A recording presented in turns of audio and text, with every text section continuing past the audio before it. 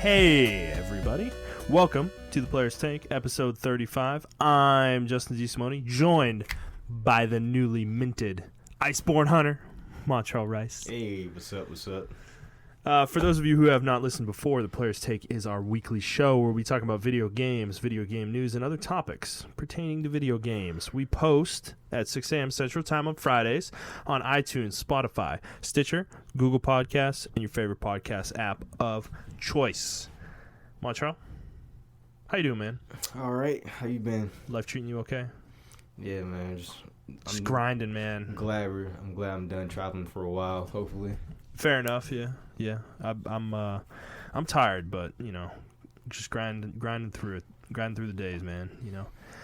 All right, let's start like we always do with what we've been playing. Why don't you go first? I haven't touched WoW Classic, but I was playing it last week, so that's why I included it in here before. Yeah, people are slowing down on this for our group of friends. We've had some trips though. Some trips happened for a lot of people last week. Yeah. And, yeah, I'm one of the highest levels now. Yeah.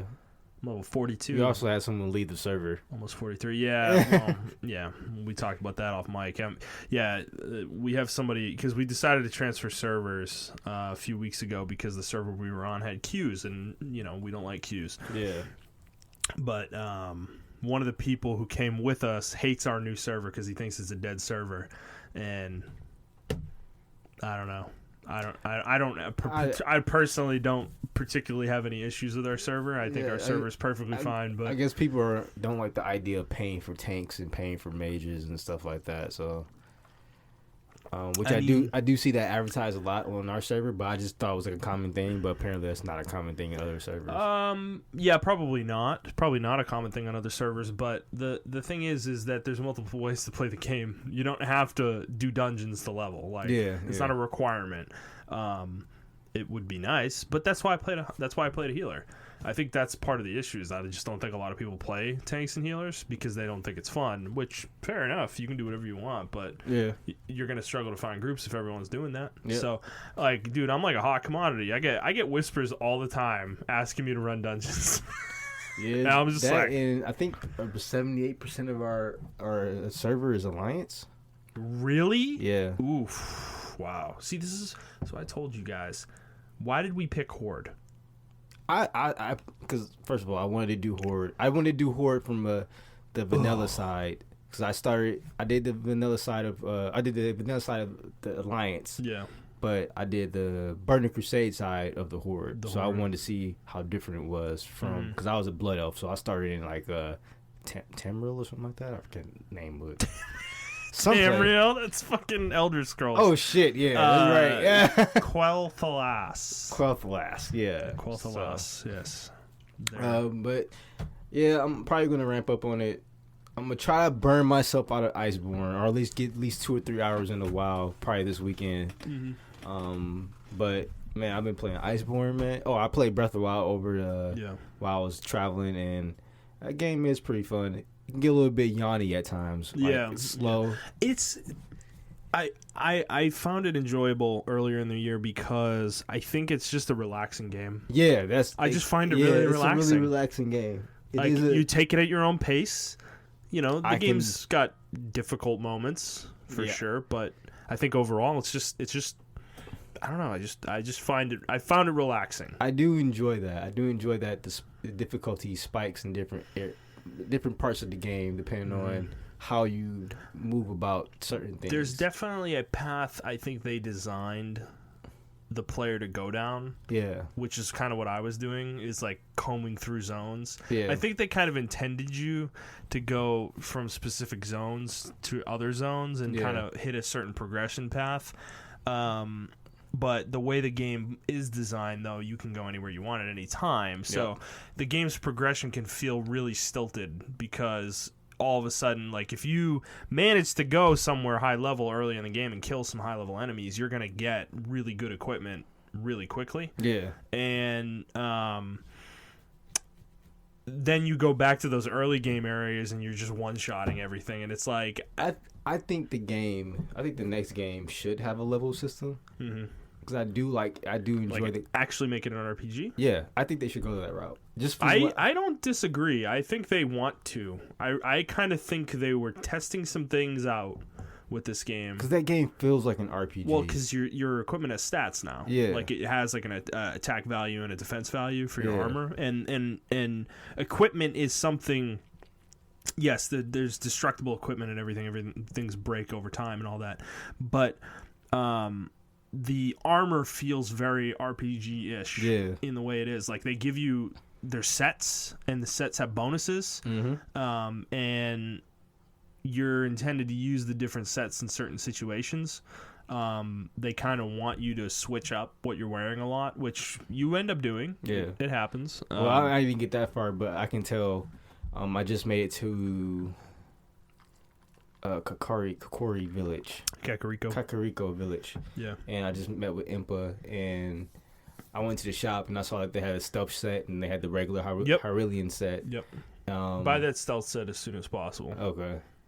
But I do notice that you can play different ways, and I feel like this game, like if this was another game, I would definitely go for like a rogue build. Yeah, which you can do. Oh, you can do a rogue build. That stealth set that you can buy, that's why I'm recommending you buy it, because you can sneak up on enemies, and there is a sneak attack move that does huge amounts of bonus damage. It's like a backstab. If you get up to them without them noticing you, you can do huge amounts of damage to enemies with that. So that's kind of why I recommend it, because you can kind of do that. It's not like really robust per se. It's not like World of Warcraft's rogue or anything like that, but there's like little things like that you can kind of do.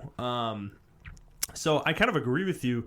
I would love to see them go down that road. I know, honestly, if we're gonna embrace a world where Zelda's gonna be different, let's just keep going then. Yeah, because the more I fight, I fight the enemies, and I realize like shit, I'm not getting the XP for this like at all.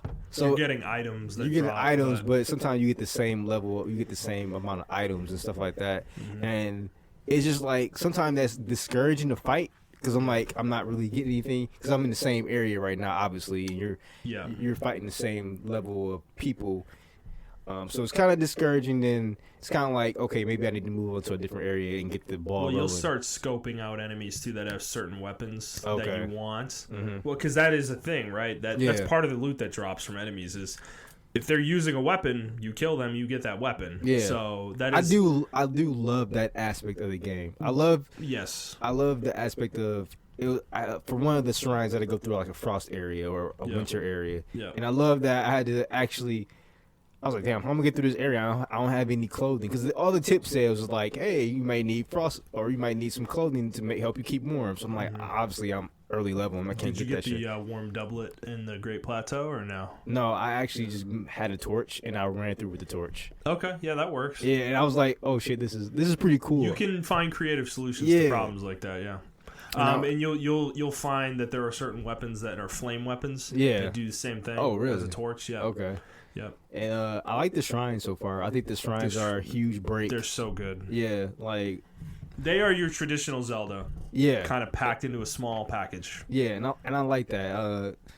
I just found myself really enjoying them. Like each shrine I go to is like, how can I get past? Some are easier, like really easy. I'm like, okay, this is easy. But then some of them, they don't really make you. There's not mind-numbingly hard. They just make you think a little bit. Like, oh, okay. I think they do get that. I do think they get harder later in the game. Okay. But how do you feel about the combat though? Is the combat to your liking, or are you on my side of the fence with that, where I think it's kind of the weakest part of the game? It is the weakest part of the game. But I do like there are certain things like if you dodge at a certain time, you can do the little parry attack thing. And I didn't know about the stealth combat, so I'm gonna try that when I play. But I do think they want to take the game in a different direction. Yeah. I think they want to get away from Z targeting because it's almost they have to. Yeah, it's so old school. Yeah, it just doesn't feel good, dude. Yeah, get away from Z targeting or change the way the combat system works, where you can target certain enemies and things of that nature. Well, Link's really stilted. Yeah, like he feels like he's on a track. I feel like like he can only go in certain places. Yeah, he's not. You're not like allowed to have this free range of motion. Yeah. So I feel like maybe for the next game. They did this with another game. Well, I think they should do what Square did, right, with Nier Automata, right? They were obviously weren't as good as Platinum Games with combat. Even Konami did this with Metal Gear Revengeance. They wrote the story out, and then they had Platinum Games or another company come in and do the combat. I think for the next Zelda game, they should probably write the story, get everything, lay the bases down, and then have the team do a combat, and they just kind of bounce ideas off each other and come to a compromise with the combat. Because I feel like the combat needs to evolve. The whole everything in the game evolved with the game. Like it evolved with times, but I still sometimes feel like I'm playing Ocarina of Time. I feel like the direction they were going when I was playing Wind Waker's combat, I feel like that's the direction they're trying to go in. Because Wind Waker to me was a lot more looser than this. As far as like you can do the combat roles, you can take people's enemies. It feels really Wind Waker-ish as far as that. I really, really wish they had evolved the Wind Waker type combat. Even though combat was Z targeting, I felt like then they wanted to get away from that. But then they just everyone fucking lost their shit with Wind Waker, and then they just went back to the traditional way with Twilight Princess and so forth and so on. But I do like the game. Like besides the combat, I just see the potential in like the next Zelda. Like I think that's where I'm getting stuck at. I'm just looking ahead in the future. I'm like, man, they can do some really cool shit with this system. Yeah. If they really, I mean, of course they're gonna have time. So I'm like really stoked for not the sequel, because I think the sequel is gonna be a little bit more of the same. I don't know though. You don't think so? I'm gonna be really interested to see what they do with the sequel, because I think we talked about this when I was playing Zelda, and I really want to get back to this game. But I think there is a happy medium that they can hit where they have that old school Zelda feel with dungeons, but still have this kind of new open world kind of design. I think they can hit both mediums. I think they tried to do this in this game, but the divine beasts were just not good enough. On that front, they just didn't hit home. Like the one I did was so stupid. It was not hard at all, and it felt like a waste of time. Okay.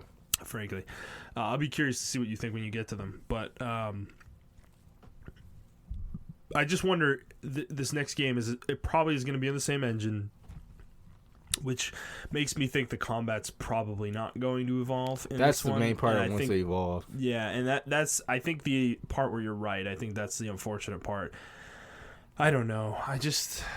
So I like, honestly, man, I said this when I was doing my old YouTube channel with my friends, and we were talking about the best Zeldas, and we did a top 10 Zeldas, or not top 10, but like top tier Zeldas and stuff like that.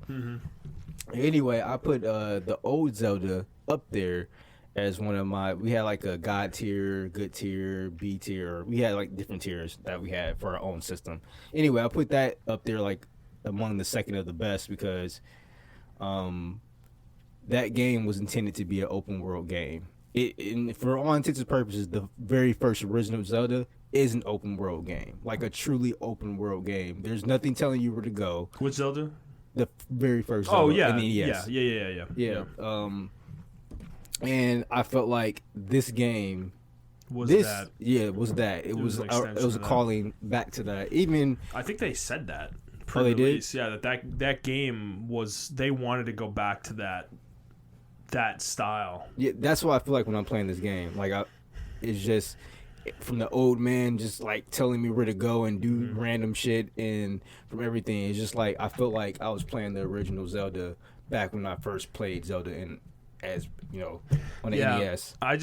For me, I think my biggest issue with the game outside of the combat is that they give you your toolbox, pretty much the whole toolbox. They give it to you within a couple hours. Yeah. And I don't like that design, because I prefer the more Metroid-esque style, like kind of blocks you off. It blocks you off from certain areas, and you kind of have to like come back. I like that. I know a lot of people probably don't, but I just think you can design the world in such a way that it doesn't feel like you're being blocked off. You know, like you have access to so much that it doesn't feel like you're being blocked off. You can do certain parts of a dungeon, and then you like, okay, I got to come back to this other part of the dungeon. Yeah, or no, not even that. Like you design the dungeons with what you know the player will have at that point in time, so they can complete it with those items, right?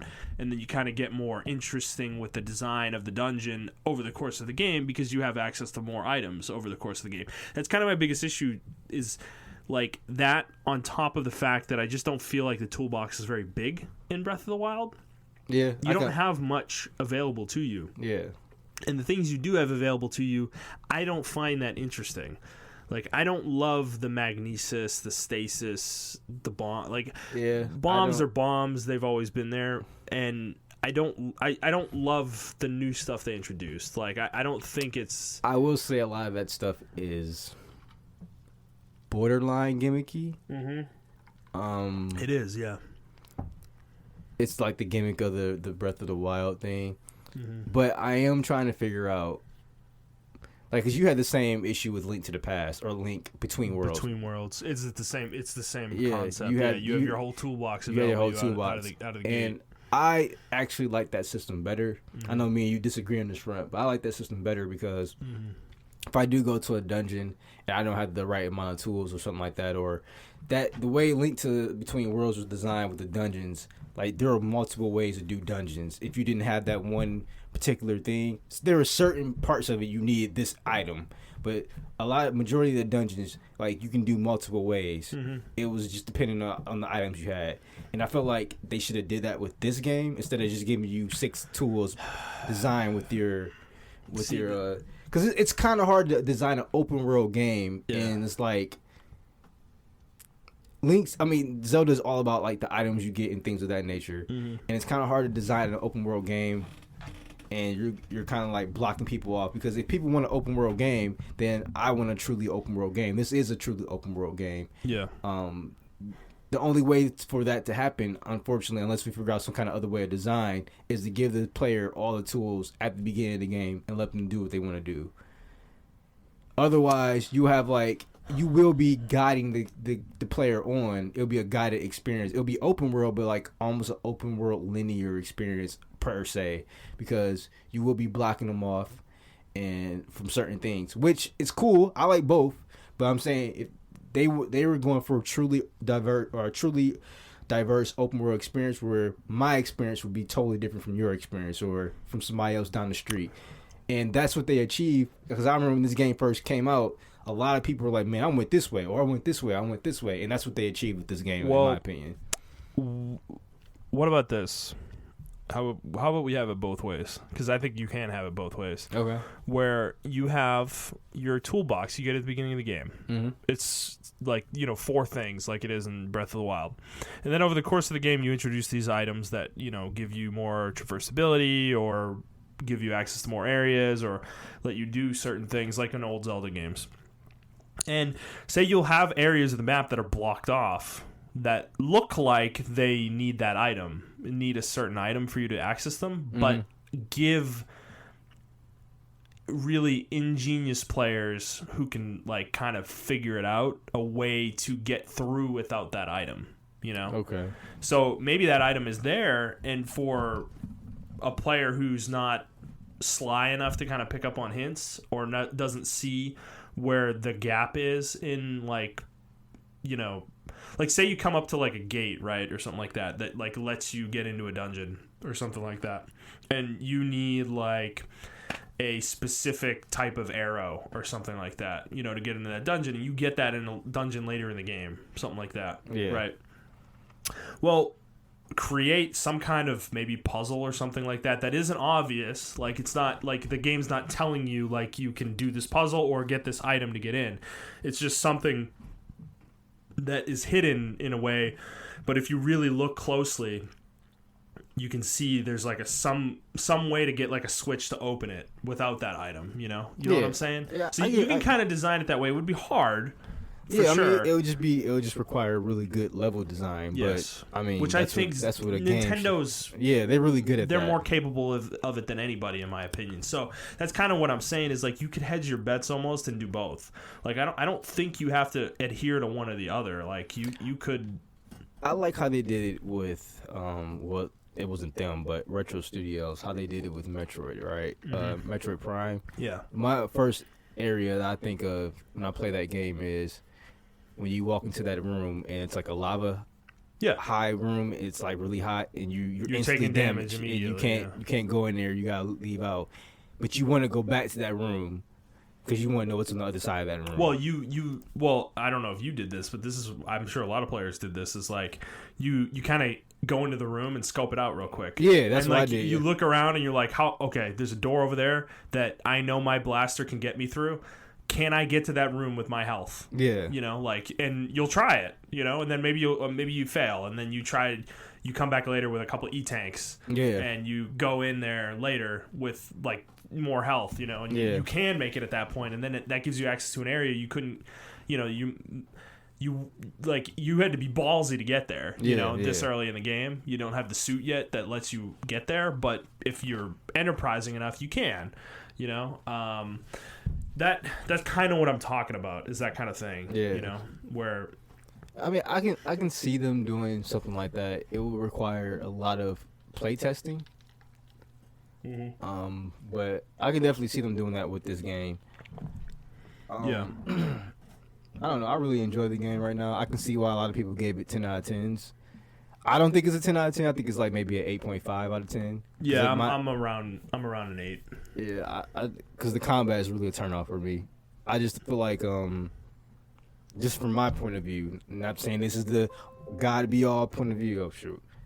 I'm not saying this is the God point of view, but I think from my perspective, this game would really benefit from a leveling system. Mm-hmm. And I know a lot of people are tired of seeing those fake RPG mechanics incorporated into games, but I feel like this game can really do it. Well, don't make it fake. Yeah, make a leveling system. Yeah, 'cause I mean, you got games like Elder Scrolls Skyrim. That really didn't cap you off from anything. It was just the levels of the enemies that you're surrounded by that kind of caps you off. Which would be a good system for a game like Zelda. Yeah, I think. As much as I don't like Skyrim, I do think it would be a decent system for something like Zelda to kind of dip its feet into that water. Yeah. How do you feel about this too with the combat? What style do you think they should go for? Because I know this is overplayed, but I actually think it's really appropriate here. Is more like Dark Souls, like a slower, more. That's what I feel like when I'm playing thoughtful style of game. Yeah, when I feel like I'm playing this game, that's why I feel like I'm playing Dark Souls. Because the enemies hit hard as shit. Yes. And I feel like that's what they were kind of emulating. They're like, we're going to dip our toes in the water with this. Mm-hmm. And this is the perfect franchise to dip our toes in the water with. Yep. Honestly, either that or something like The Witcher. Like, I think The Witcher's combat is pretty robust. Witcher 3's combat. Okay. It's a little faster than I was thinking. But I like both types of combat. I could see either way. I would prefer Dark Souls, I think. I think Dark Souls would be the way for people. I think it just fits with Zelda. Yeah. Because it's more thoughtful. You have to approach encounters kind of with strategy and things like that. Especially for the boss fights, I think exactly that would be really, like, if they got the designers, if they, just not hired from software, but maybe contracted them, like, hey, can you help us design or at least, like, ask them to consult. Yeah. And I think, like the way armor moves and everything like that, because it's almost the same way in Dark Souls. Like, your armor value determines how you roll and how you attack, what kind of animation you get with your attack, and everything of that nature. You have a level, but ultimately it's your skill as a player and your armor that determines what you do, what kind of weapons you carry, and things like that, and how you carry those weapons. And I think, Zelda would definitely be perfect for that. Especially, like, I'm thinking, like, say, like, you get the gauntlets, the golden gauntlets, or the strength ones, the strength ones, and you you can dual sword like 2 fucking Gorgon fucking swords because you have that strength on. You know, that would be dope. You know? What you know would also be cool with those? Let you destroy parts of the environment with those. Exactly. Right? Instead of them only being to lift really heavy rocks, you could actually punch through walls maybe that you couldn't punch through or something. You can just be a full on monk style player. Yeah. Go brute force it. Yeah. No, that'd be interesting. I mean, I don't know. I guess we'll see when they really fully unveil Breath of the Wild 2. I don't think they're going to do it with Breath of the Wild 2. I think their next game, they're actually going to try something like this. I don't think they're going to do it with Breath of the Wild because they're going to probably play it safe a little bit again. You think so? But I think next game. Yeah, I agree with you. I think they're trying to pump something out quickly that they can get on the Switch. Yeah. So we can have 2 Zelda games because they haven't done that in forever, since like the N64. Yeah. So I think that might be what they're kind of going for. And I think I predict they're going to come out with a higher. They're not going to get rid of Switch. They're just going to have a higher powered version of it, and then they're going to have exclusive games like they did with the N3DS. That's going to be on that higher powered Switch, and the next Zelda may be on that game where you can They went more towards the Dark Souls route, because I didn't want to say it, but I think a Dark Souls route towards this game. I think it's overplayed. I think a lot of people want that in a lot of games. They already bit off of it a lot, but I feel like this game, I think it's appropriate. Yeah, I don't know, because honestly, they are when I go up to the fires, I treat them like bonfires, almost like in Dark Souls. So I rest at them, but I'm like, oh shit, I don't need to rest here. I can just keep going. But it's just instinctual, because the way the game is designed and how slow paced it is, it's maybe I do need to take a rest here. Or whatever. Early game too. If you go in the wrong place, you're gonna get one shot. Yeah, and I like that. I like how the game. I do too. Teaches you through action instead of just telling you there have been some fights I've done where they were any hit that hit me was a one shot, but I managed to beat them. Yeah, just based off skill. It's fun that it's possible to do that in this game, I guess, because as much as the combat isn't great, you still can be good at it. Yeah, exactly. It's not that bad. So, it's a game I want to get back to, man, but it's just tough. There's so much to play right now, and I'm still playing Fire Emblem on Switch as my primary Switch game. Yeah, and I'm playing Iceborne, and that game, motherfucker, that game is good. Oh yeah, let's get into Iceborne. I mean, it's not too much I can really say, man. But what are you talking about? Come on, man. It's so good. The game is really good, man. It's just a lot of things I've been picking up on that are really, really good with the game. The story, they still have that weak ass story mode. Of course, who cares? Which kind of holds the game back, but it's kind of moving along at a faster pace. You're getting missions faster instead of doing one mission here and then having a long ass cutscene. Everything's kind of picking up faster. Mm-hmm. So they did learn their lesson with that.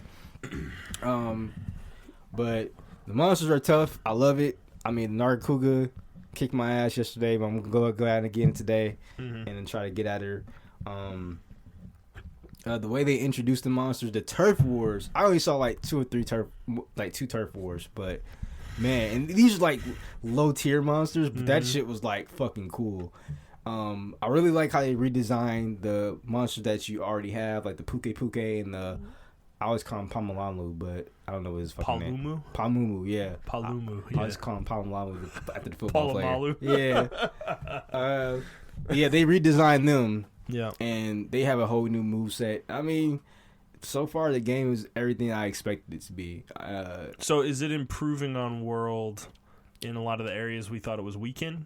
Or yes, I don't feel bored. I don't feel like I'm fighting the arch-tempered monster. I don't feel that shit. When I'm playing this game, you feel like it's fair. Yeah. And it's even now though, right? Yeah, it's not you don't have an advantage, the monster doesn't have an advantage. Yeah, I never did the arch-tempered shit, and I think they're going to incorporate that some more in the master ranks, but that's just it is what it is with that. But the game feels fair. The weapons feel really good. The weapons that I've been using so far feel really good. Mm-hmm. I do like the weapon variety the weapon design variety. They really up how the weapons look. That was one of the worst things about the game. Yeah, a lot of people criticizing about that, and I don't think enough people criticize them. but a lot of people did. And I guess they recognized that. Even the armor for the higher ranks, for the master rank, or they call it, it looks better than now than the earlier ones. So I think that's really good. Your skills for your Palico, I don't know if they improved the AI on the Palico. I always had a huge issue with the AI. Really? For the Palico and World. Yeah, because... Man, I like the Palicos, dude. No, they were good. They but were good like, for me. I just noticed an immediate difference from Generations or the old style Monster Hunter. Like when I'm dazed, my Palico instantly come over there and hit me. Or when I'm paralyzed, instantly. In World, they kind of take a while. And I think it's kind of trying to have a punish system. Like, you know, you're going to get punished for this. Your Palico is not going to be the savior of all saviors for you. But like in Generations, my Palico literally was like my savior. Like I didn't have to really bring anything because like my Palico was going to get me out of that situation. But in this one, Palicos can kind of tank a lot. They don't disappear as fast as they did in the older games, and they're a lot more useful. Even though they only get like 4 moves or whatever, but they're really useful in my opinion. I made a mistake and did the Witcher DLC, which I thought was really cool. Yeah, so that was pretty cool to see him. Yeah. Well, so I do wonder. You probably don't know this yet, but I do wonder: are the existing DLCs going to be brought up to that master rank level, or probably not? Probably not, because he was like in a whole different area, and I didn't even know he was there until I saw the Necker, and I was like, "What the fuck? Was that a Necker?" And then like the event started, and then Geralt came through the fucking portal and was like, talking shit to me. You fight a Leshen, right? Yeah, which is like that treant, evil treant thing, right? Yep. Man, those things are gnarly too. Yeah, so. You can actually play as him, or you can play as a normal hunter, which is really cool. He has like a dual swords type set. Oh, really? Yeah. So I thought that was pretty cool. Man, I gotta try it. Yeah. I need to get this game. God. Yeah. So all the past events are still there. Like, of course they are. Major past events. Yeah. I didn't, because I completely forgot about that shit until that happened. There's the Bahamut one. Yeah, with Final Fantasy 14. Yep, that's still there. Yeah, you can fight. Yeah, the Bahamut or whatever, and or Behemoth rather. Behemoth, not Bahamut. Yeah. Bahamut would fucking destroy the island. As far as Iceborne though, I'm really impressed by the snow level. Like, there's still parts of that level I'm discovering. It's really multi-tier, but it's not multi-tier like the Ancient Forest is. Is it bigger than the other areas? I think it kind of over-exaggerated in size, but it is huge. Is it basically like one of the other areas, essentially? Yeah. Okay. But which is big. Yeah, there are multiple levels to it. Like, a lot of destructible environments and things of that nature. They encourage you to use the indestructible environments that you have. Like an ice bridge can fall, and you're like in a completely lava area under that map and everything. Like, it's pretty cool. The monster interactions are really cool because they actually fight each other. Not only that, but I didn't know this. Maybe because I playing Generations, but when you knock over a monster, like the little minion monsters will come attack them. Yeah. Like, I didn't notice that, and I thought that was like pretty cool. Yeah, there's tons of little interactions like that. Yeah, so yeah. Yeah, I think this game's moving in the right direction. I think Monster Hunter World 2 is probably going to be the best Monster Hunter ever in the fucking world. Because if they put styles, you could tell they wanted to put styles in this game. Because they added movesets. Yeah, they added to every weapon, right? Yep. Which is good because they needed that. I thought the game was a little too simple. So I don't know if this was in Generations, but like with the longsword, you can sheath your weapon. Yes. And then like do like little samurai thing. I think that's a style. Oh, that's a style? It's a style move, yeah. Yeah. So you can do that in this game too. So I think they're experimenting. I think the next game is going to have styles. But you can definitely tell they want to do a lot more. But I'm not complaining because this game is fucking amazing. It's hard. It pisses me off, and I love it. Like, that's what I wanted from a Monster Hunter game, where I get pissed the fuck off. Mm-hmm. So this game's definitely doing that. Man, I want to play it. And I got that itch back, man. I got it, man. It's back. Can I just quit my job and just play all these games? That's the dream, baby. That's why this podcast is take off. Yeah, come on, guys. Dude, there's too much. Because there's always these little games. Like, Cube World comes out Monday. I know I mentioned this game like last week. Yeah. I'm pretty much 100% positive I am buying that game on Monday. I'm interested to hear your take on that if you do. And yeah, well, I'm adding that into Borderlands 3, which I'll talk about in a second. And then I want to play Monster Hunter, and then I'm planning on getting Luigi's Mansion 3 in October. Did you get my text message the other day? Yeah. Yeah, I was like, there's too many games. Yeah. Yeah, we got another one added, which honestly I predicted. But we'll get to that in a bit. Whoa. All right, well, I've been playing Fire Emblem Three Houses a little bit more. Man, it's funny. I've been playing it on like really short spurts, like 15, 20 minutes. Yeah. And dude, it's like, I want to play more. Like, I really am kind of in love with this game. Like, it's weird. Like, now that I've kind of gotten distance from it, I'm not playing it as much as I was because I'm playing other stuff. Like, I'm like almost pining to play it again. Like, well, that's because you love strategy games. Man, this game's so good. It's so good. This Fire Emblem is just they really hit it out of the park. And now that they added Lunatic or whatever they call it, maddening difficulty, I am so excited to beat the game again and like play another New Game Plus with Blue Lions on that difficulty and just see how hard they made it, because I do feel like my party's really overpowered right now, and I want to take that and put it up against maddening people, and see how hard it really is, so I'm gonna keep playing that. It's just, I'm glacially getting through it. It's slow. It's just gonna be that way. Played a little bit more WoW Classic. As I said, I got to level 42. I'm very close to 43. I think I'm only like 25,000, like 25% of the level away from 43.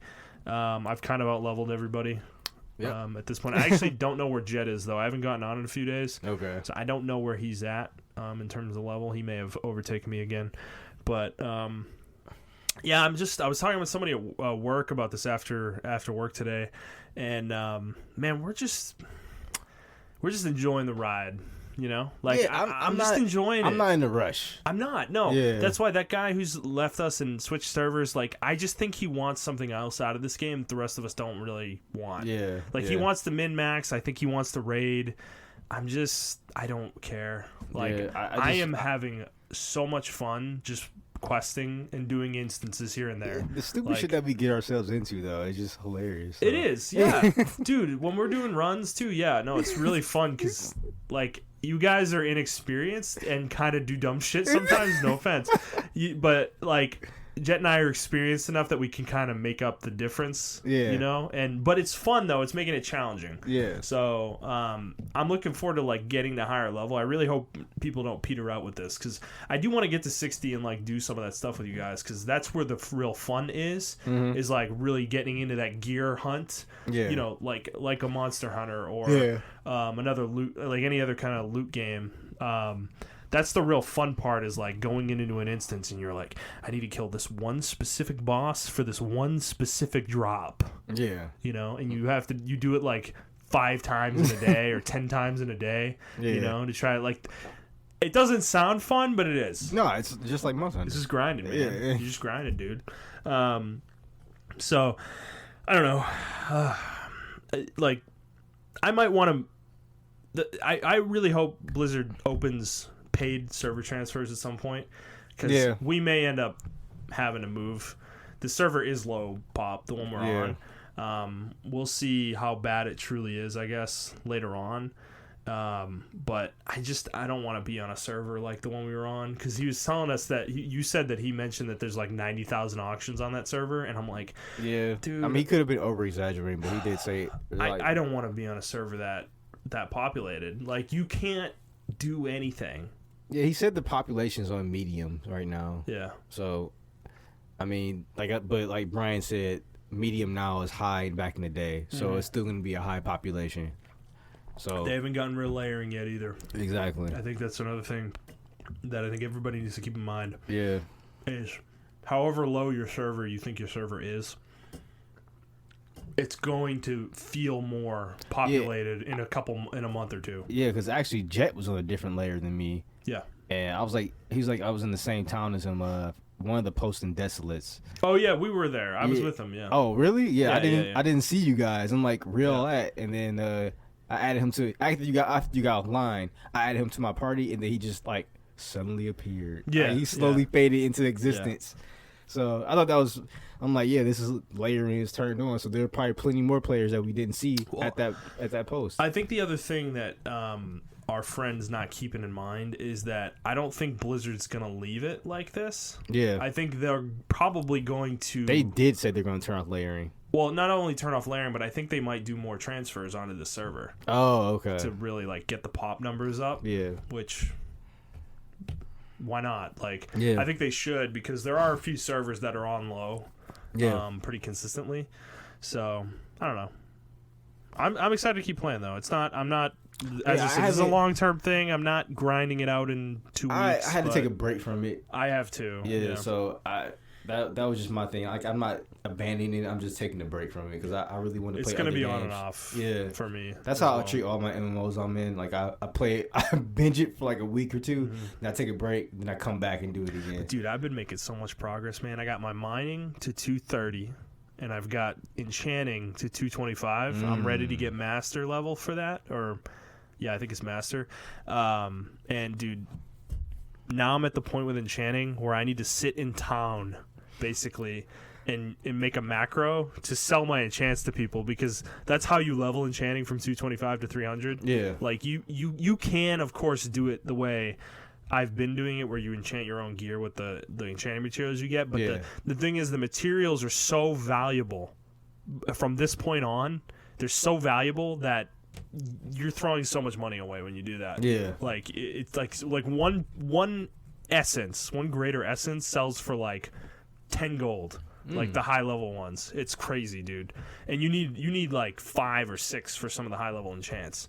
So yeah, it's stupid. Those are the little things I'm looking forward to, though. Just sitting in town for like an hour and just yelling. People probably think enchanting. People probably think you're crazy. Like, how's that fun? But it's fun, man. It is. You're getting your professions up, man. Enchanting's tough. So let's get onto the juicy. Yeah, part. let's. Okay. Yeah, let's Borderlands get 3. All right, you talked about Monster Hunter World. You're having a fun time with it, right? I talked about this game a little last week.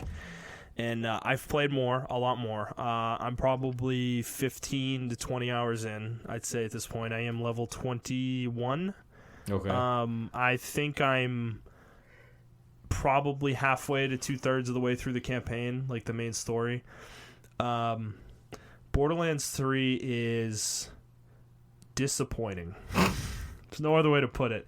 That's a YouTube clickbait title. This feels like Kingdom Hearts 3. No, don't you dare. I have been trying to figure out how I feel about this game for a week, pretty much the last week. It's not that bad. Since the last episode. And it isn't that bad overall. Okay.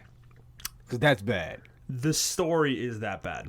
Really? It is different, and I'm going to explain it. So, whereas Kingdom Hearts 3 was kind of a reunion of every character that's been in the series, was kind of a celebration of everything before Kingdom Hearts 3, right? Yeah. Borderlands 3 is on the other side of the spectrum. It doesn't even acknowledge other characters. It does, a few. Okay. It cherry picks characters that, unfortunately, most of which are not the good characters, and then creates new ones that they put in the spotlight, and these characters, so far, every one of them sucks. I literally hate all of them. I hate the villains. They introduced this new apprentice character who's like an apprentice vault hunter who's supposed to turn into a siren at some point in the future. Yeah. Unknown point in the future. She is the most annoying fucking character in any Borderlands game. I fucking hate her. She's like this. She's one of those apprentice characters. Like, I'm doing this right. I know what I'm doing. Or she's this rage-filled she's an teenage girl. She's an Anakin Skywalker. Basically, no, worse though, because she just yells at people that she thinks she knows better than when she doesn't actually know better than, and then nobody calls her out on her shit. And it feels like the writers are really trying to push this character as someone who's going to be important in the future. Yeah. Because one thing that's really important to note here is that the writing team for this game, for Borderlands 3, is completely different from the writing team prior to this. The writing team for Borderlands 2, they're gone. They left the company. They're all doing different things now. Oh, so you researched that? Yeah. Oh no, this was a publicized thing. Oh, really? Like, it was pretty well known. And it shows. Most of these people, a lot of them don't have writing credits before this game, and it really shows. Like, you gotta start somewhere, man. The plot is not in a game of this caliber. I don't know, whatever. Anyways, let me get into the nitty gritty. I don't want to spoil things. I'm gonna try not to. Okay. I know you haven't played. Many of the listeners might not have played, but it's gonna be hard to avoid. So it may happen. But the structure of the story is fine. Per se, like what you're doing, you're running around. It's doing the same thing you were doing in the last game, last two games. You're trying to find a vault key. You're trying to open these vaults. You're trying to do it before the villains do it. Blah blah blah blah blah. Whatever. That's not really the important part. But the character interactions and the things that happen to the characters are just not. They don't have any emotional weight to them, and they just lack impact in a way that is frustrating and not fun. It was killing my enjoyment of this game early on because the game itself can't carry the load early on because the game's not interesting at that point in time, right? Playing the game in an RPG, you know what I'm talking about, right? Like low level in most RPGs is kind of the least interesting point in time in the game because there's nothing's matured yet. The stat system hasn't matured, the leveling system hasn't matured. You have no progression really. Gear is completely uninteresting. So most of the time the story and the interest in the game and the potential of the game is what carries you. This game gets off to a terrible start and honestly hasn't recovered up until around a couple hours ago for me. Like I've really had to push myself to get to the point I'm at, and now I'm really having fun. I hit like a kind of a breakthrough point yesterday where I'm really enjoying the gameplay. Like okay, I'm about to say, like, how's the gameplay? The gunplay and the leveling and the gear, I'm really starting to enjoy that. Okay. It's starting to come into its own. I'm really seeing how my character build is, like, doing and things like that. But the story has continued to suck. There's been a couple key moments where the villains do things that's supposed to kind of make them look powerful. And it just falls so flat. Like, what has Handsome Jack done that made him look like the Handsome Jack that we know and love today? There is subtlety to Handsome Jack. Okay. That is missing from these characters. All of them. They all have... Can you give me, like, an example? They're all like sledgehammers. Well, you remember... Did you ever beat the story in Borderlands 2? You did, right? No, but just tell me what's going on. Okay. Because, I'd say 2/3 of the way through the game... you're going up. Do you remember going up the bunker with Roland and Lilith, and you're trying to like get to the top of the bunker and stop Angel or like kill Angel? Like that's your mission. Yeah. You remember that? And you actually do kill her. Yeah. Like you unhook her. You find out she's a siren. You find out she's actually not an AI. She's Jack's daughter, and you find out he's just has her like hooked up to all these machines and shit. Yeah. That makes her like super powerful. And then you have that mission where you're like, you have to like destroy the machines, and you end up killing her by doing that. Yeah. But then that happens, and then you're kind of like doing your little victory lap or whatever. Everyone's like all excited. Roland's like, yeah, we did it. Well, way to go, soldier. And then Lilith's like, having a good old time as well. And then Jack just appears, chains like a collar around Lilith that nullifies her siren powers, and then shoots Roland in the back and kills him. You remember that? Yeah. That is like a tentpole moment in that game where things change big time, but it had emotional weight because you spent time with these characters. You spent time with these characters, and Jack, up to that point, had never shown his face.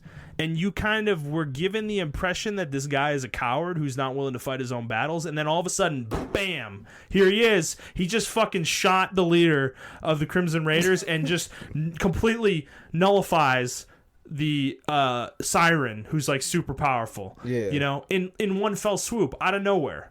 In the reason why is because you just killed his daughter. As much as he's a jackass and he was like enslaving her, he it's actually believable that he really loved his daughter, right? And there's like character development, and there was build up there that showed that as much as she hates him, he doesn't get that, and he just loves her, you know? Yeah. And when you kill her, that fatherly like instinct kicks in, and he does something he probably isn't, generally speaking, capable of.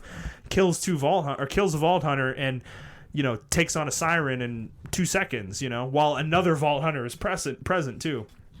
There was actually proper build up to those moments, right? This game has a moment that I just got to last night where a character is killed, and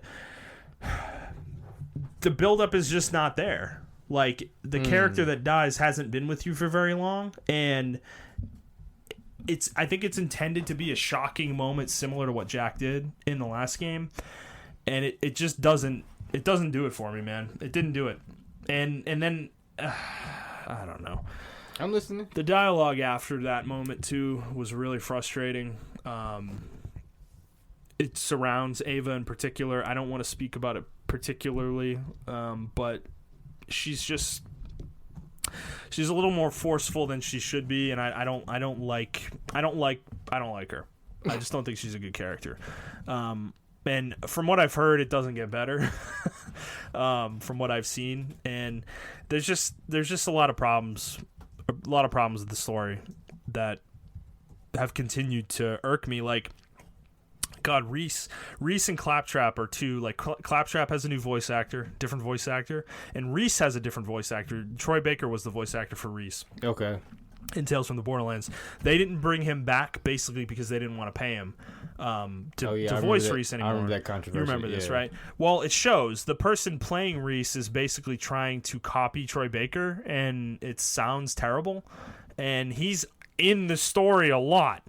And he's really noticeable, and he's just annoying as shit. He's like an annoying character. Plus, the way he acts is not the person that I remember playing in Tales from the Borderlands. He's kind of a jackass, and it's like, I don't know. I don't think that transformation doesn't really make sense.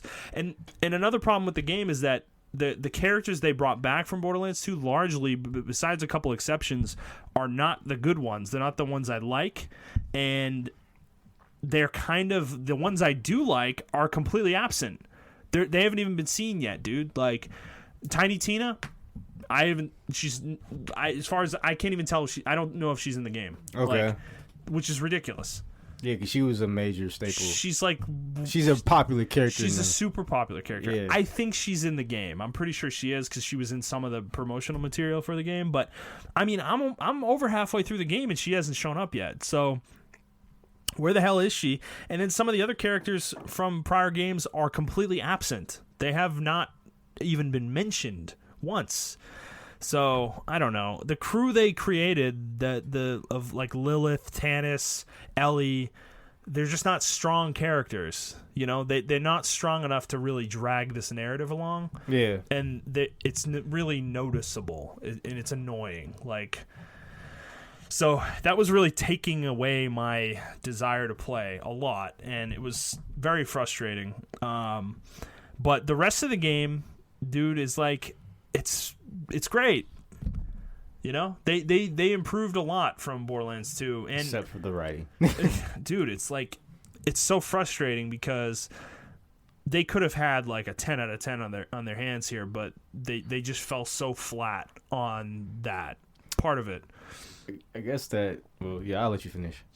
Yeah, so with the progression, the characters, I have been reading a lot of stories that some of the characters are unbalanced later in the game, which is normal for Borderlands, but unfortunately the one I am playing seems to be the worst character. I heard that. Zane, I heard that people are like actually want to like buff him. It sucks cuz I'm noticing it cuz dude, I'm not killing things very fast, and it's just, I don't know, his action skills aren't great. And it's noticeable. It's definitely noticeable. Okay. I don't have a huge problem with it yet, because at the level I'm at, guns can still carry me if they're strong enough. Yeah. They're just so good that they kind of out damage my character's weakness. Yeah. But later on, it's probably going to get worse, I imagine. But Scaling is fixed. It's not as frustrating as Borderlands 2. It's much smoother. Okay. You can use guns for several levels now and not feel like you're unable to kill anything at a certain point. Like, you don't hit a wall the way you did in Borderlands 2, which is nice. But I will also say, though, this game is definitely on the pre-sequel side of difficulty curve. It's pretty easy for the most part. Okay. The only exception so far for me has been boss fights. The boss fights in this game are fucking excellent. Like, they are so much better than anything they've ever done before. Okay. Like, the level of challenge, but achievable challenge, is really, really good. I fought a boss last night that took me probably 30 minutes to kill. Not 30 minutes, but 20 minutes to kill, I'd say. Which is a long fight in a single-player game. That is. That's like an MMO fight, you know? Yeah. That's a long fight. And I beat it in one try, though. It was tough. I fell down a few times, but, you know, they give you those, like, little enemies that you can kill to get yourself back up. You know, I managed to do it in my first try. It was a tough fight, and but it was good. The boss had, like, multiple phases and was, like, more aggressive in one phase versus another. It was interesting. It was a really interesting fight, but... And then I had a couple other ones that I really liked too that were easier, but they were still fun fights. They were just the design of the fights is really interesting. Okay. They've done a much better job with that as well. So overall, I just think this game, it's so weird. It's like I'm sitting at a 7.5 to an 8 right now. Okay. On it. That's not bad. The story is the missing score. Like, it's so bad that it just like takes the game so far down for me, and it sucks. Yeah, that makes me wonder, because I think it's suffering from the same thing that Mass Effect Andromeda had. I really like the combat in Mass Effect. I mean, besides the technical mess, the combat in that game was fucking awesome. The way you can be Pathfinder, stuff like that. But even through a technical mess, because Mass Effect 1 through 3 had technical issues. Yeah. Just the story, man. Like, the writing was bad, and I feel like, unfortunately, Borderlands 3 kind of suffers because they had a new writing team as well for Mass Effect Andromeda. So I feel like I don't have anything against newer people coming into the fray, but I think it's up to the companies themselves. They're doing their writers a disservice by putting them on massive projects that have laid the foundation for them. You know. Yeah, it's kind of hard for someone to pick up that foundation when it's been laid out 12 years before you even were deciding that you're. I'm pretty sure all these people who did write are probably young as fuck, and like, I assume most of them are in their 20s. Yeah, and they probably either they did play Borderlands or they haven't really played it, and they don't understand the concept of the story that the experienced writers are trying to lay out. They're clearly trying to take it in their own direction. Yeah. Which is not what I wanted. Yeah. This isn't a series that's like that. And they had a tough act to follow. Borderlands 2 is like... It's Gearbox's best game by... Like... I can't even say how far. It's like not even close to anything else they've ever made. Like it's just way better than any game they've ever made. Yeah. And it's probably always going to be that way. That's probably always going to be their best game. And that's fine. It's just hard to follow that, and I think that's kind of what Borderlands 3 has kind of fallen into, is that they weren't up to the challenge. You know, it just seems like they weren't up to the challenge. Because to me right now, Borderlands 2, as much as I get frustrated with that game's scaling and gameplay and loot and stuff, I think it's a better game than this game. Like, and it's not close. Even though the gameplay is better in this game, the gunplay and the progression and some of the loot and stuff like that, the games, that's not what makes Borderlands like necessarily shine. You know? Yeah, I always knew Borderlands for like its quirky like story and the way it tells the story and the remarks and things of that nature. And the design of the characters you play as. Yeah. And that's another thing this game fails at, is I just think Zane, Amara, Flack, and Mose are completely uninteresting from an aesthetic perspective, for one, but even from a gameplay perspective, dude, I was playing the game, and some of the Vault Hunters from Borderlands 2 join you in the story, and they use their abilities from Borderlands 2. And I'm like sitting there, and I'm like playing the game, doing part of the mission with them, running next to me, and I'm just like, man, couldn't I just play as you again? Like, I don't want to play the character I'm playing as. You run into Zero and stuff like that. You do. Yeah, him, and then there's another one you run into. And dude, I'm like, I'm like sitting there thinking like, God, I just kind of want to go play Borderlands 2 and play as you, you know? Like, I don't like want to play this game with this character that I'm playing as. Like, I don't mind Zane, he's okay, but I don't know. His skill trees are not that interesting. He doesn't have like a great build per se either. Well, maybe he's like the same character like Zero was. You actually gotta know the system to play with him. It's possible, and I don't know why I keep picking that character every time I play these fucking games, but it's possible. I'm excited to like get to max level and like get to end game and like maybe try a different character and play one of the other ones. I think Flak might be way more up my alley in terms of what I've heard from his builds. But yeah, it's just frustrating because that's the unfortunate part. I do have a story here about this too, is that Gearbox has basically confirmed that there will be no DLC Vault Hunters for this game, and that's really, really, really disappointing to me. Why? They said that their counts of statistics of people who played these Vault Hunters, the ones they released after the game, wasn't high. Oh, okay. Like, basically, they said people weren't playing these characters. Like, they weren't switching from the character they played as to play these characters. Which, to be fair, I don't necessarily think that's false. Like, I think about myself. I never really played Gage or Krieg too much. I started them, but I never got them to max the way I did with the other two characters I played as. So, I mean, I can kind of get it from that perspective. It's just disappointing in the sense that I would love to see another character. Once they know the feedback they need for improvements in this game, what could they do then with a DLC character, you know? Yeah. So, I don't know. I think once this game's fleshed out, like with DLC and stuff, this game's going to be really robust and really awesome. And I think that's exciting. I'm just kind of at the point right now, though, that I think I'm just going to be rushing through the story. I'm planning on beating this game by Monday, by the time Cube World comes out. I mean, I'm not far. I think I only need to play like 10 more hours. Okay. I'm going to beat it by Monday, and then I think I'm just going to put it down for now. Like, that's fair enough. Until more DLC's out, like, that's kind of where I'm at. I want to get through the story just to get through it, but otherwise, my desire to play it is not that high. As much as I'm having fun, like, there's other loot games that are better than this game that I'd rather be playing. Like, I'd rather go back to Grim Dawn, you know, or World of Warcraft, or buy Monster Hunter and play that, you know. Fair enough. So until people I know have this game and want to do co-op, you know, I might play co-op with my brother because he really wants to, but otherwise, I don't know how much I'm going to be playing this, which sucks. It sucks. It really does. Yeah, I know you're looking really forward. I know you're looking so forward to this game. So, I think it's just it's a matter of expectations. I think me and a lot of others, I think our expectations were probably. I mean, my expectations weren't that high. I'm going to be honest.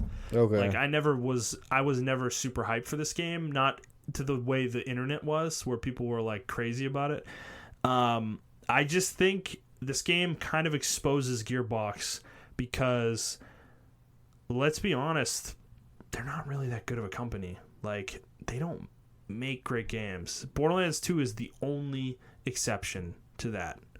And that was like a fluke, in my opinion. I kind of am starting to think that game was a fluke. Like a perfect storm of things coalesced for that game to be made. And I don't think we're ever going to get that quality of game again from Gearbox. Because think about everything else they've ever made. Aliens, Colonial Marines, Borderlands 1, Borderlands 3 now. And then, like, what else? They've got, like, that Homeworld remake they did. God, I can't even, like, didn't they do the Duke Nukem Forever? I don't know. Yeah, they did, actually. They did, right? Yeah. Like, that game was terrible. Like, they're just not a great company. Yeah, you're right. I mean, they did the... Only thing I can remember they did was, I think they did a PC version of Halo 2. What? That's 1, random. Halo 1 or Halo 2, they did the port of it. Mm-hmm. I can't remember which one it was. Yeah. But I remember I saw Gearbox. So I think that's kind of where I'm at now, is that my expectations for them going forward are lower. They just are. I don't think we can reasonably expect the caliber of game that Borderlands 2 was from this company. Like, I think that's just it. You know? Well, I will say, there's another story in here. Borderlands 3 did sell 5 million in 5 days, so they probably could care less about my opinion. Yep. Yeah, and that was sold through in 5 days. And then 2K said that 70% of the consumers that bought this game bought it digitally. If that's not a sign of the future, I don't know what is. Yeah, I do see that a lot. They're putting the digital sales in the game. So I think they're really pushing digital in. Yeah. Oh, well. One other thing, too, is that Borderlands 2 has sold 22 million copies to date. That should show you how good that game was. Yeah. How popular it was. All right. Well, enough of me belly aching about Borderlands 3, I guess. Let's move on to the news. All right. First story is Destiny 2. This kind of came out last week. They revealed that they revealed a 5-year plan for Destiny 2. I can't wait to get back into this game. Yeah, I haven't looked deeply into this, but dude, the things they're saying sound really encouraging for me. And the fact that there is a 5-year plan means that Destiny 3 is nowhere to be. Long way out. Yeah, I think they're just going to keep improving on Destiny 2. I think they should continue to improve.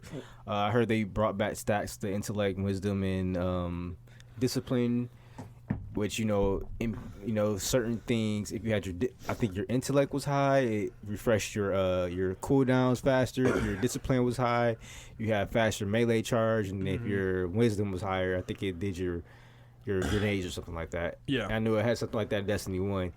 And you can do certain builds, and they bring something called the artifact on your character, so where not your character skill tree, it's like your character skill tree, and you get different, like, I don't want to say abilities, but different skills that affect different things, because you don't get different abilities, you get different skills that affect certain things, so you can build your character out. And on top of that, you can when you get armor pieces, when you get armor, you can customize those pieces to have different stat values and things of that nature. So they're really getting back into, like, quote unquote, the nerd stuff they said. And I'm glad they're going back to that, because Destiny 2 was casualized to a degree that even the casuals was like, okay, this is trash. Like, this is not the Destiny we liked. And I'm glad they're going back to that. So, I mean, I may give it a try. I'm not going to give it a try now, but maybe in the summertime where everything starts to bog down, I may jump into it. Yeah. I'm kind of in a similar boat. I'm intrigued, I guess, is the fair way to say it. I'm kind of impressed. That vid doc was pretty impressive. So I didn't actually watch it. How long was it? About 20 minutes. Really? Yeah. Okay. That's cool. I might check it out. Check out the video. I always had hope in Destiny. I always wanted it to come back. Well, Destiny 2 had such a good base, it makes sense for them to build on it, right? Yeah. Instead of abandoning it. Yeah, I mean, the game is solid. Yeah. It plays solid. Like, it plays great. It's probably one of the best, like, feeling shooters out there, in terms of movement and gunplay and stuff. So, I mean, if they can just build on that with an actually interesting progression system and content, then they're on to something, right? That was kind of always the problem. So yeah, I don't think they have anyone holding them back, so let's see what they can do. All right, moving on. Next story is an interesting one.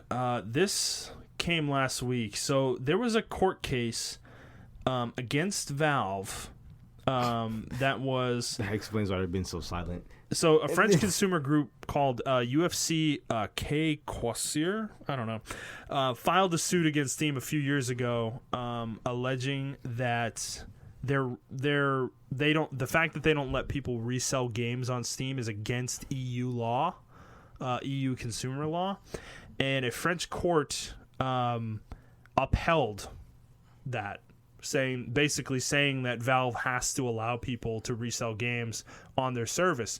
So it's kind of weird what that means. They're appealing the ruling, obviously. I don't think they're gonna win the appeal, but whatever the case, it's kind of up in the air what this means, because they don't have a way right now for people to resell a game on Steam. There's no facilitation of that process on Steam. Well, that's my whole argument against digital games. Like, we don't have a way to.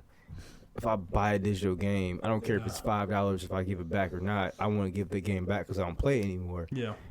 I want to free up space on my fucking hard drive or whatever. There needs to be a way. That's why I'm so against it, because we haven't figured out a system, and I think this will force them to figure out some kind of system, whether it be like an in-game trade market where you can trade between players, or set your own values up for these games or something of that nature. Well, that's kind of what I'm getting at. I don't know if this means that they're going to be forced now in Europe, because this is going to apply to the EU as a whole. That's generally how these things go. That's a big market. Because it's violating EU law, not French law. EU law. Yeah. So that means this is going to apply to every country in the EU once this happens, like fully, this process is finished. So, like, people were making a joke that, hope France enjoyed Steam while they could. They're not pulling out of the EU. They're not going to pull out Steam out of the entire EU. So they're going to have to adhere to this. And, like, I'm going to assume that means that they're going to need to create a way for people to sell their games on Steam. Yeah, I think they're going to do the Steam card market. How they got that? I think they're going to do it with the video games. Well, I mean, I don't think it's going to be hard for them to do it. Yeah. It's really how they do it. And honestly, to me, I don't know why Valve... They've talked about doing this in the past already. Like, I know Valve has talked about this in the past, like maybe letting people resell digital games. And it's like... I get why you wouldn't, but at the same time, you could just take like a 10% rip on every sale the way they already do with the marketplace. I was going to say that. And if the companies are worried about it, give them a 10% rip as well. Yeah, just do a 20% rip, 10% to yourself, 10% to the developer. Yep. And then everybody's happy, because every time the game gets resold, it could get resold endlessly. I don't understand why this wasn't done with GameStop. I don't understand why this wasn't done at all. Like, we figured it out. I don't understand. Yeah. Well, it's harder to do with physical stuff, because there's no way to track who's selling to who, and stuff like that. But with digital, you have full control over this. Yeah. So I think it makes sense for them. And honestly, if they're going to do it for the EU, it makes me wonder if they find a system that is beneficial to them. They can monetarily, do it over in the U.S. and Japan. I could see them doing it everywhere. Yeah. And this would be huge for digital. Huge. This would be a huge thing. I will be on the advocacy boat for digital if this happens. I cannot believe how little this was reported, the story, because I don't know the details, like the legal details, what Valve is going to be required to do in the EU, but I assume they're going to have to let us, like, give people a way to sell the games. Well, it's like the whole loot box controversy. Yeah. Like, they're going to have to put in patch notes and things of that nature. So, yeah, I'm surprised too. I haven't heard anything. I follow Jason Schreier and everybody. Nothing, dude. Nothing. This is on Polygon. Like, this is a huge deal, though. Like, this is the story I found is on Polygon. That's like the only one I could find, though. That's crazy. Like, it definitely. Now, this is an agenda, not that green. But anyway, this is an agenda. Yeah, like, that's definitely an agenda. But yeah.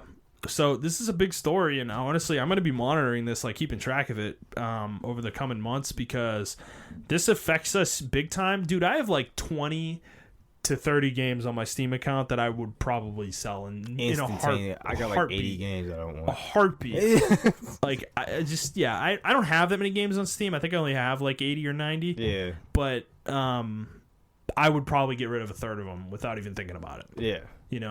And the other thing too, what they could do too is, sure, you facilitate selling games to other people, but maybe you could sell to Valve directly, resell the game back to Valve. They give you a higher price than whatever the market value is, but then they can sell the key back, or maybe they give you lower price than market value, but you're guaranteed a sale, and then they sell that resold key a little bit higher, and they take a bigger cut, when you do it that way. It's like a win-win. So, I don't know. There's a few ways they could do it where they could really benefit, Hey. We're just solving the game industry's problems, and no one's listening to us. You're just two guys in a closet. Just two guys in a closet, man. Two guys in a closet. All right, let's move on. Next story. This is another interesting one, man. Sony, this was today, day recording, Sony announced on the PlayStation blog that they are opening an online store where you're going to be able to purchase PS4 consoles, accessories, games, and directly from PlayStation. So this store is like a physical hardware store. They're selling games and other hardware from Sony. I think Microsoft, like I said, already does it. And I think it makes sense. I just think it makes sense for them to do that. They can have like an Apple-esque type deal to where they control the hardware. I think that's what they're trying to eventually move to. Yeah, I think this is a long-term move. Yeah. I agree. Because Apple does the same thing with its hardware. You can't really find Apple products anywhere else except for like the Apple Store. Well, now you can, but I remember at one point it was only the Apple Store who was selling Apple products. Yeah. And I think they're trying to do the same thing. Well, eventually, isn't this going to be like? Because I think they're playing the long game here. It's like, eventually you think the plan that we buy all of our hardware from them? Yeah. And there are no physical games. The all digital future. This is how it starts. Yep. You know.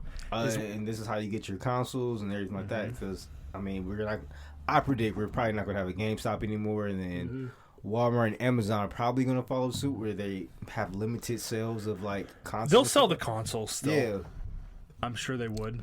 I mean, yeah, but I'm saying it's going to be limited. Like they'll sell digital games too on those little cards that you can buy, at the stores. But this is a start, though. Sony can guarantee they have a way to sell consoles by doing this, because once you cut out physical game sales, they always run the risk, and this is why this hasn't happened yet, is they always run the risk of the retailer saying, well, fuck you, we're not going to sell your console then, because you're cutting us out of a huge swath of money by doing it this way. And so Sony having this is guaranteeing that they have a way to sell hardware no matter what happens.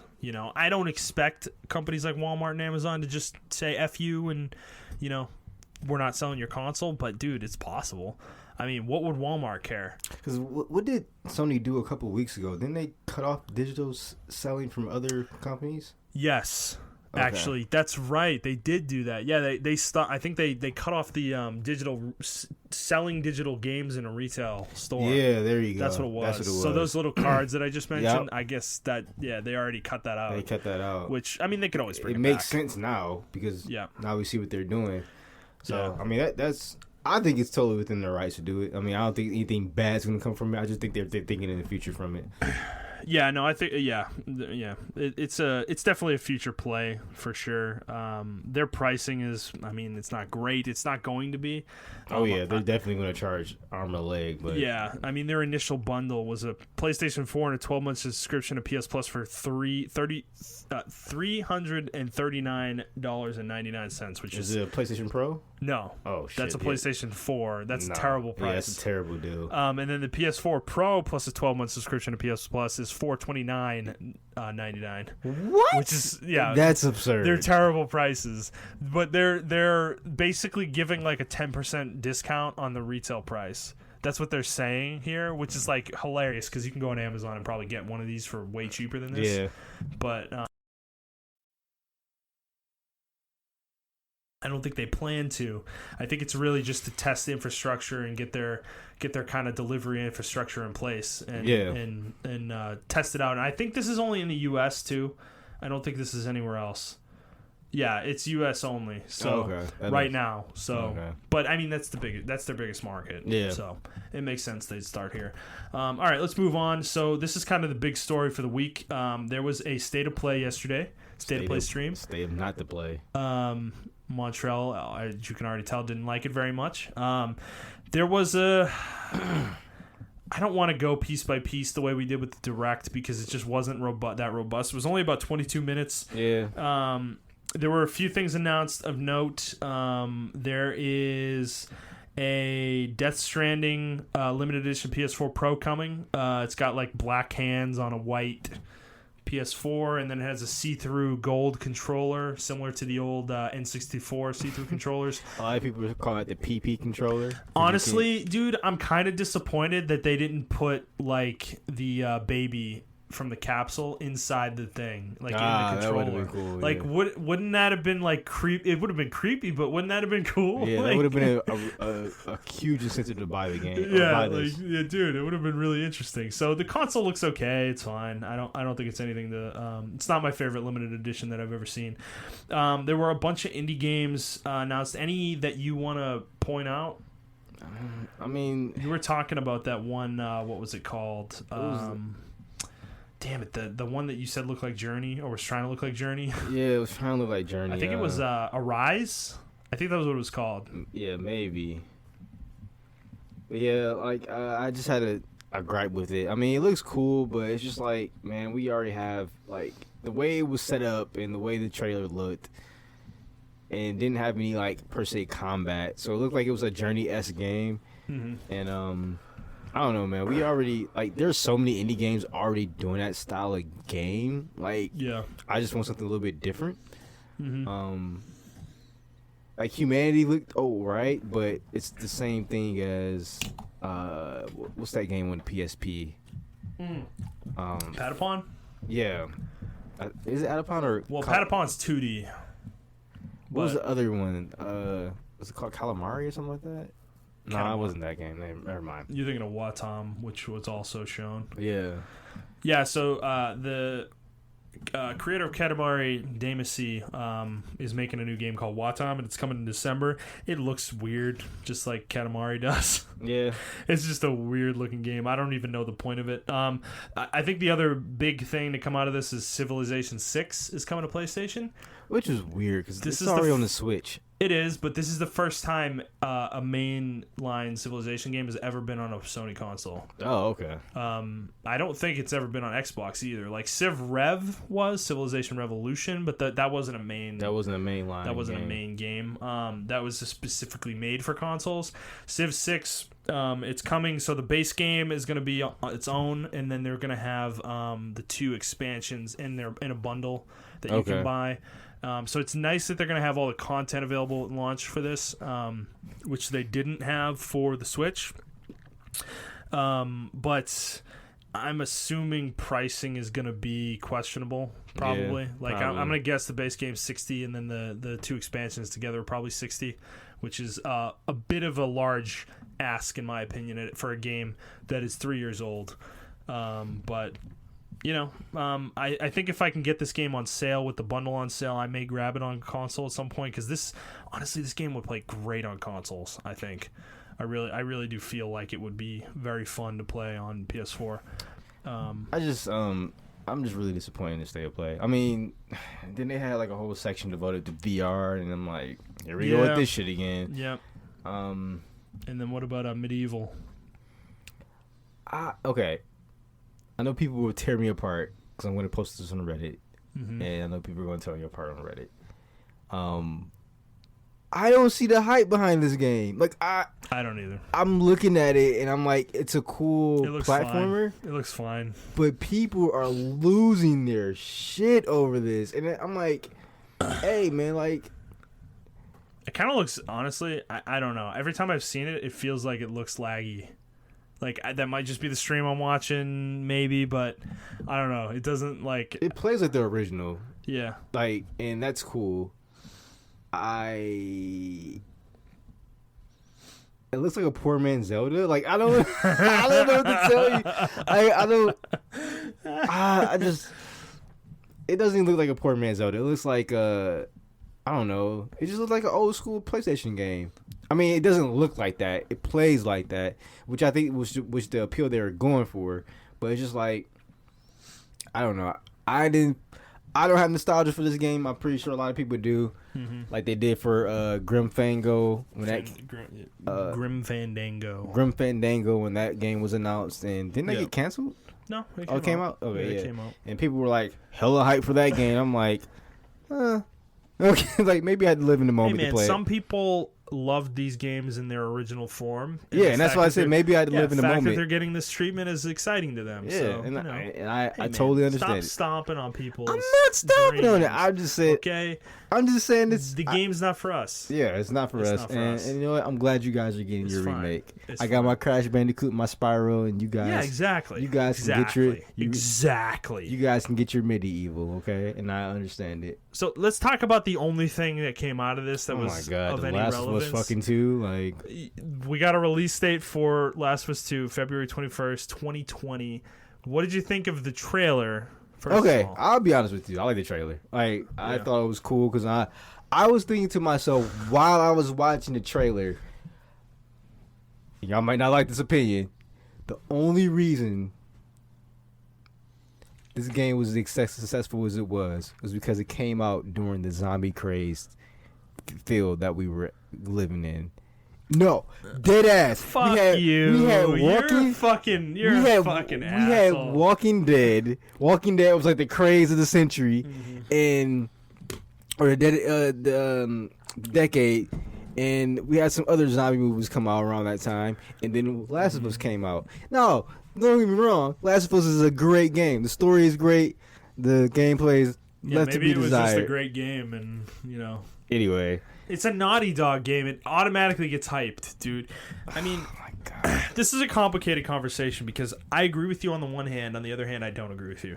I'm kind of two minds with this. So this trailer. I'm of two minds with this. Shut up. I'm trying to talk. I'm trying to have a conversation with you. I know. I'm going to tease you. You're over there being like a 2-year-old. I'm going to tease you. Yeah, I'm going to tease you. Let's go. Whatever. I was watching this whole trailer like. They were building this up. Like, is Joel dead? And we found out he's not dead. And yeah, at the end of the trailer, they reveal him, and he's like, "Did you think you were going on this journey alone?" That should have been left for the game. I agree with that. This trailer de-hyped me for this game. Actually, this did the opposite for me. Wow, yeah, dude. Because I am glad that we're not just fighting zombies. We're fighting humans. We're fighting. It's like a struggle for survival. Which I didn't get the feeling from the last game. Well, see, I disagree. I think it's like it's a revenge game. Ah, yeah. Because that's what this trailer spells out. Somebody kills somebody important to Ellie early in the game. I'm assuming probably that girl that she was talking to. Yeah. And she gets super upset about it, obviously, and decides to like kill everyone. She goes on a Joel murder spree. That's the game. That's going to be the game? Like, you're just going to go across the U.S. and murder all these people? Like, I don't, like... I mean, yeah, I'm sure once the game comes out, it will be deeper than that. But right now, that's, like, what the impression they gave was. I can't let you get away with that. That's not a reason to be the hype for the game. I don't, like, from a narrative perspective, I think that's cool. It's not getting me excited. I think that's cool. Like, I don't know what would get me excited.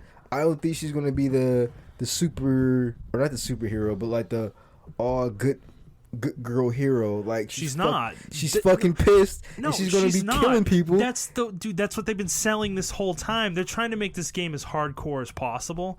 You remember that trailer from one of the like the 2 E3s ago or whatever, where it was like super graphic or whatever. Yeah. I'm kind of a. I almost want to. Not skeptical. I almost want to call them out here. I almost feel like they're going for shock value. Oh, like, what you think they're going to do? Do you think they're going to do some? I think this game's going to be super gory. They're going to go out of their way to make it over the top gory, and I don't think that's doing a service to Naughty Dog's abilities as a storyteller. Like, what does that add to the story? Like, okay, anybody can make anything gory. It's like, I think it's the way they're going to implement the goriness with their style of storytelling. I hope you're right.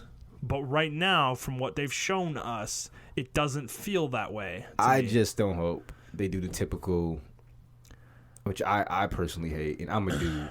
I fucking hate it when I see it in media, like the typical, rape scenario, and then. Well, they already did that. They did? Yeah, in the first game. Ooh. Remember when Ellie and Joel get separated? There's that dude in the when you're in the snow and you go inside that bar, and there's that dude who Nolan North voiced. Yeah. He's like talking to her, and remember, like, she had met that dude and he was kind of friendly, and then he like tries to do stuff to her. Like, it's kind of subtle, but it's there. Oh, yeah, I think you're right. And she just shoots the dude in the face and runs away. Okay. I don't know. That stuff like that. Kind of, even when it was in Game of Thrones, that shit kind of like really, really. So I think I mean, they might do it again. I don't know. I don't think they should do it again. I doubt it because she's the main character. I think we're gonna be playing as her the whole game. Yeah. I don't think we're gonna be playing as Joel at all. Whereas no. Other game we were playing as Joel. Yeah. So I don't know. I just. And dude, when they started showing like environments and like you ruined American cities again, I'm just like, I don't know why. It was like, we're just gonna do this again. I don't like. They're talking about how this game took them 5 years, and this is gonna be the biggest game they've ever made. And I'm like, what about this game requires it to be the biggest game you've ever made? Like, they're gonna need to prove to me why this game needs to be. Bro. If this game's 30 hours long, they're gonna need to really prove to me why this game needs to be 30 hours long. It's a lot, because man. You got Joel's back now, man. Fucking like, The Last of Us is a long game. It's 20 hours. Yeah, at least. That's the only part I don't like about the trailer. Yeah, like I didn't like that shit. No, that shit should have been. He should have just been dead. No, that would have been a lot more interesting to me. And that's what I assumed they were going for this whole time, because they never showed him. Yeah, I mean, that would have been cool. But it would have been even cooler if they just showed him during the fucking game. Like, they didn't show him any trailers. They just let the players themselves show him during the game. Or the players themselves discover him during the game. Or maybe an Easter egg or something like that. Yeah. Or he leaves a note. You find a note and like, damn, he's still alive. But you don't have to actually interact with him or something like that. You just know that he's still alive. And that's, like, good enough for the player base or something like that. The other thing they did in this trailer, too, is they set up the idea that, like, Ellie is not happy to see him. Yeah. And I'm not in the mood for that. I'm just not. I'm not. It feels tropey. It does. I don't know, dude. I don't know. This trailer rubbed me the wrong way. You feel like they're gonna do, like, oh, I can't believe you left me. That's why I'm mad at you.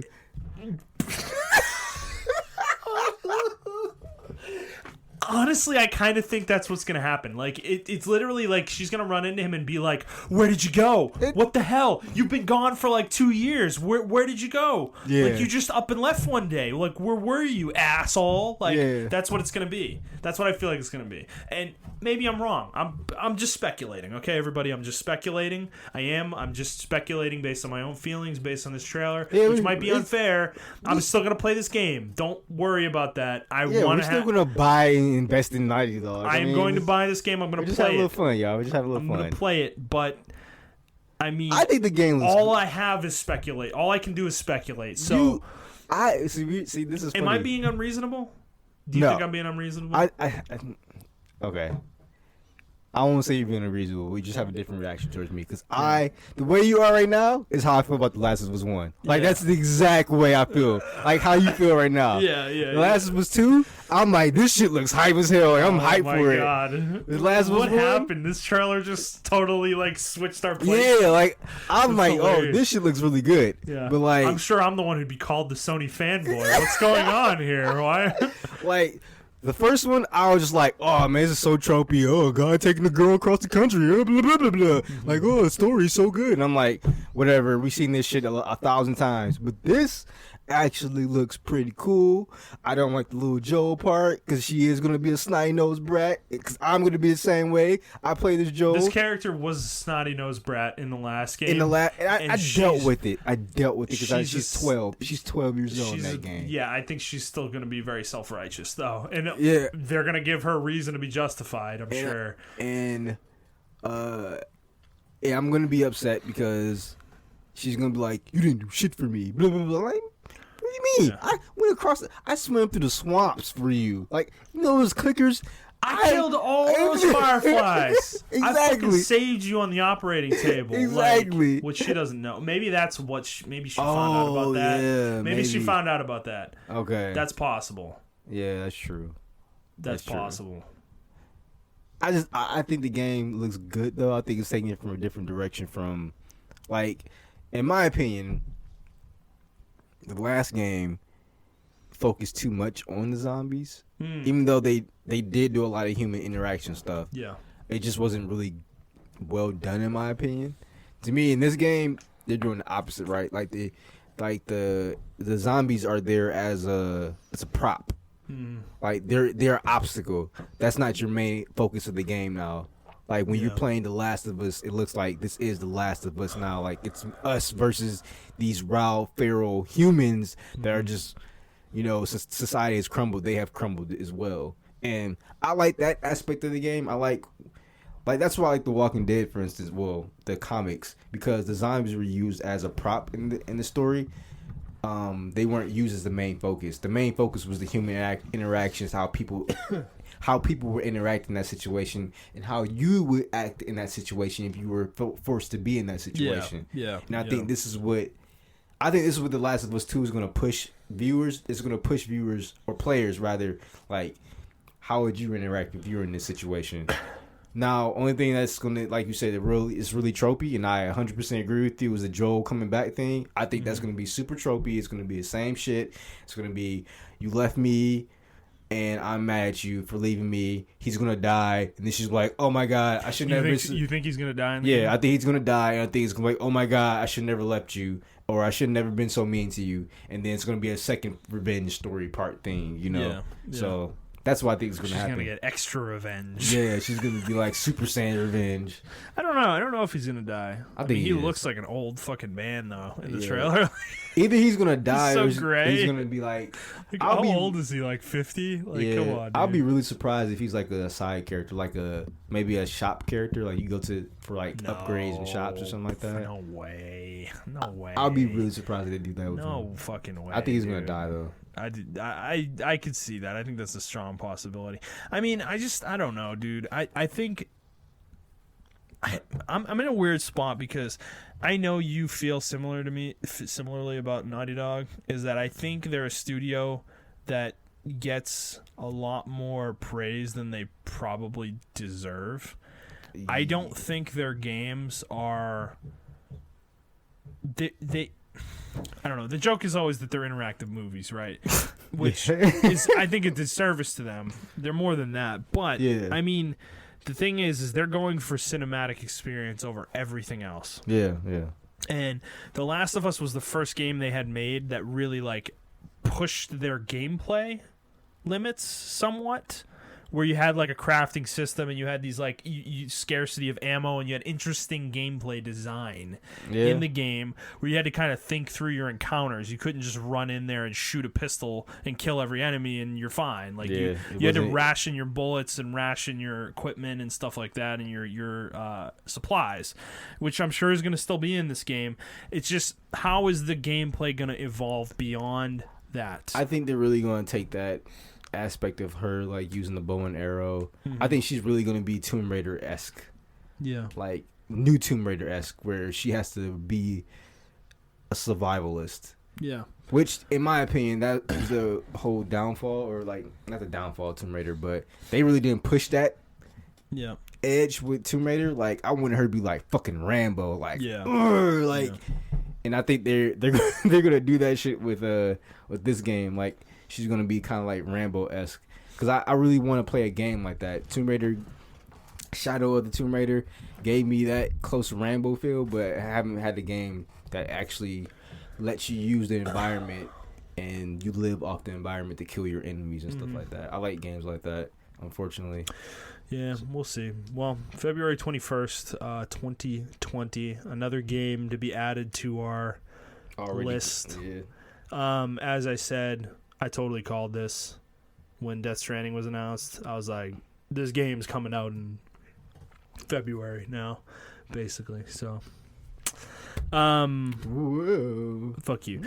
What did you? I mean, yeah, you kind of gave your thoughts a little bit. What did you feel about the state of play? This is the third one we've seen. Do you think Sony is is Sony doesn't grasp the concept of Nintendo Directs. I don't think so either. They to me, like this one, because every one of the ones they've done have changed. The presentation has changed a little bit. Yeah. This one felt a lot more Nintendo Directy. Yeah. With the way it was presented, but they just They're not good at this. I think what they need to start doing, like, they need to do it the direct way. Like, Nintendo Direct, they sprinkle in, like, new releases with already existing things that we know about, right? So, yeah, each Nintendo Direct, because they have so many different IPs that we want to see, we're always on the edge of our seats. And maybe maybe that part right there is not PlayStation's fault. I mean, they have a lot of IPs, but it's not like a lot of us are waiting for these IPs. Like, they don't have a Metroid, in my opinion. Like, people are waiting for it. They don't have, like, a F-Zero. That, I mean, this is kind of it. Yeah, but they don't have, like, I don't know. Like, you would get super hyped, right? If Nintendo was on a direct and was like, F-Zero's coming back. Like, I mean, whoa! I wouldn't. You would. Yeah, I would lose my fucking shit. Would, yeah, but like, yeah. I don't think like, they. Sony, for them, it's more about studios versus IP. Their studios are what people know, and really, I think what people get hyped about, right? Yeah. They're hyped about the next Naughty Dog game. They're hyped about the next Santa Monica game. They're hyped about the next Sucker Punch game. You're right. Not necessarily the IP that's associated with that. Maybe God of War is like the one exception, I guess. That is one. Yeah, that's one IP they have that is kind of like a iconic one. Yeah. But otherwise, I mean, yeah, Naughty Dog, like Last of Us Part 2, once this game's out, they're not making another Last of Us game. Like, this is it. This is all you're going to get out of this franchise for a long time. Like, you might never get another Last of Us game. Yeah, I think they're going to put this on ice after this. Yeah, no, they're going to move on to something else, and whatever that is, I don't know. That's the point I'm making, right? They have the studios to make these state of plays, like, godlike, almost each time. And I mean, they started this in an awkward place. Exactly. Because the timing of this is bad because they're out of games to show. Exactly. We're coming to the end of the generation, and we're in an awkward space where they haven't announced PS5 yet, so they can't show any PS5 games.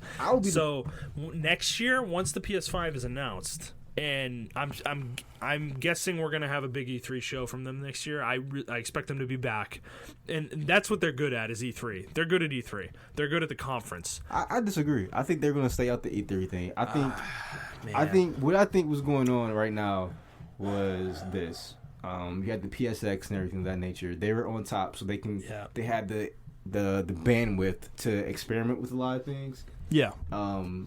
And for whatever reason, they canceled the PSX and they started going with the state of plays. I think, and I'm not even a Sony fanboy, but I think the PSAs are going to be a lot better, or PSAs, the state of plays. The state of plays are going to be a lot better once the PS5 drops. I feel like they're still trying to figure out shit right now. Well, that's why Nintendo's are good, because they started doing them in a time where they were ramping up, not ramping down. Exactly. Right? And Sony's unfortunately did the opposite. They're doing it in a time period where they're ramping down. They don't have a lot to show at the moment. And I mean, and it shows. In my opinion, like, that's kind of the best time to experiment, get all your quirks out. Yep. Get their presentation correct. Yep. Get the people you want being the presenters correct. Exactly. And then once you're next year or a year after that, once you do have your first party studios lined up where they're like, hey, you got some gameplay trailers to show you guys or whatever, I think the next state of play or that version of state of play will be like better. I think I just think, I know every time the state of play came out, I harped on it because I'm like, it's trash. Well, I don't think the last one was trash. It was the Death Stranding one. That was just a surprise because we didn't expect that game to come out so soon. Yeah. That one wasn't great, though. Yeah, it wasn't great. I just think they need to have more in between their big hits. Like, well, they don't have the indie presence that Nintendo has, so they don't have enough to show like this big 45-minute presentation the way Nintendo does. And that's the key difference too, right? They got rid of their 3DS game, because Nintendo has 3DS where they can be like, hey, we got these little games on 3DS. You know, you can look at these before the Switch comes out. Sony doesn't have that anymore. They ditched the Vita. Like, the Vita could have been there. VR is kind of their thing with that, and I guess. That's I'm not hyped for it, but there are plenty of people who are. That's what I'm going to say about that. Yeah, so. I just think for the general gaming audience, it's not exciting. It's just a waste of everyone's time. Because I thought I was on the cusp. I thought I was on the opposite end of this, like, being the only person who didn't like the VR. But I was reading a lot of streams when I was watching it. You know how they record the chats and people are like, ugh, VR again. No one wants to buy this shit. And it's like, well, I'm like, they don't. Not the VR games don't sell very well. But I mean, a lot of people say they have been selling well. But the thing is, Sony hasn't released the numbers. Well, certain ones, yeah, I'm sure. Like the best ones, like Job Simulator, probably sold very well, and I can't even think of other ones. Like that's what I'm saying though. Yeah. Like if they had the Vita, I feel like especially have more to bolster their man. It just they can put more stuff on there, man. We could have got like a portable fucking version of fucking Persona 5 on the VR, like on the Vita. I think that console could have handled it with like maybe I mean, people don't think Switch can handle it. I mean, the Vita could. The Vita could handle fucking Marvel's Capcom 3. So yeah, I don't know. Well, okay. Yeah, I do think E3, because with The Last of Us 2 coming out on the 21st of February, this kind of puts their announcement conference for the console of the PS5 console. I think they're going to announce it in the State of Play. They are not going to do that. I think they are, dude. Man. Even Nintendo didn't do that. There's no fucking way they're going to announce the console. I think Sony on a stream. There's no fucking way. Mark this. No way. I think, what was it? September 25th. I think they're going to do a State of Play for their new console. You're crazy, dude. If they, and I hope to God I'm wrong. You're crazy. I think they're so on top right now. You're crazy. They're so on top right now that they have. Cause look at us. Everyone's tuning into their State of Plays. Like, they are. I mean, what do? You just get Mark Cerny to do like a... Yes! to do like a 40-minute demonstration on a State of Play. Not even that. You just get the lady who's like, no. Now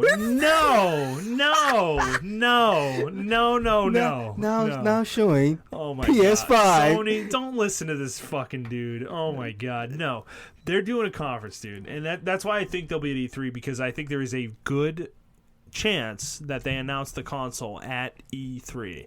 Imagine an E3 conference. Fuck State of Play. It's a terrible idea. Imagine a State of Play E3 conference. I hate you so much. An E3 conference where they announce the console and then they show what their first party studios have been doing. Yeah.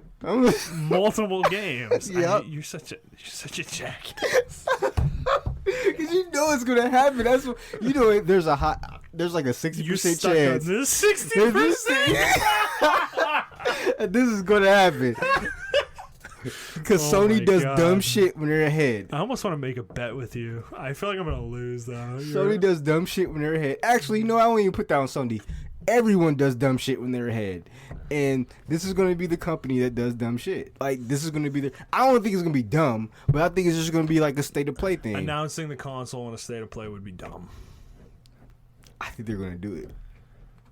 I think it's going to be a 45-minute presentation, but it is going to be a State of Play. It's just going to be like this really heavily edited, sexy video of them doing these like panning shots around the console. Yeah, and they're going to have someone talking over it. You have this stupid like dubstep music playing and fucking, oh my God. And then they're going to be like, they're going to have like personal interviews with the developers. Like, oh no, like Microsoft did with Scarlet. Yeah. No, Mark Cerny's gonna be like, the SST gives us so much more, so much more to operate with. We can make our dogs look really realistic on this. We can call so many more textures at once than we could before. So many more assets than we could before because of the speed of the SSD. Man, they're probably gonna shut us down because we already know they probably think we leaked it right now. They're like, oh man, somebody leaked this shit. No, man. Dude, Sony, don't.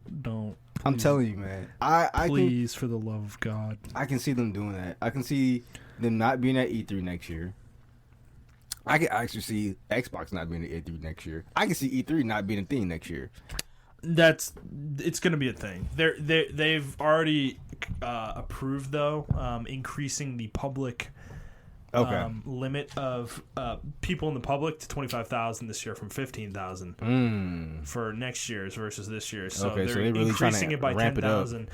What about security? I don't know. They're gonna have to do something too, because they're gonna have to do like a press only day or something. Yeah. Because, dude, it's already there. People already complain about how crowded it is there. Last year, imagine with 10,000 more people. Yeah. Like, so they're gonna have to do something, if that's the case, Sony may do a conference. They may. But even if they do a conference, it's going to be an all automated conference. They're not going to have anyone on stage. I don't think so. I think you're totally wrong. I wouldn't hold it past Sony, bro. Hey, anybody listening, mark it down. Montrell and I are on complete opposite sides of the fence here. I want to bet you something. You know, like we should put stakes on this. Stakes? Let's see. That's not until next year. So I would say we can buy each other a game or something, but that's not until next year. We'll probably buy the games already. They're gonna announce a state of play for like March 3rd or something like that, and you're gonna be like, they're doing it, and then they're gonna show like Ghost of Tsushima, and that's the state of play, and give a release date for it. They didn't show it that's very likely, because they did not show it this time. No, we don't know a release date for it either. Yeah, it's coming before the next console though. Yeah, so I mean, I don't know, man.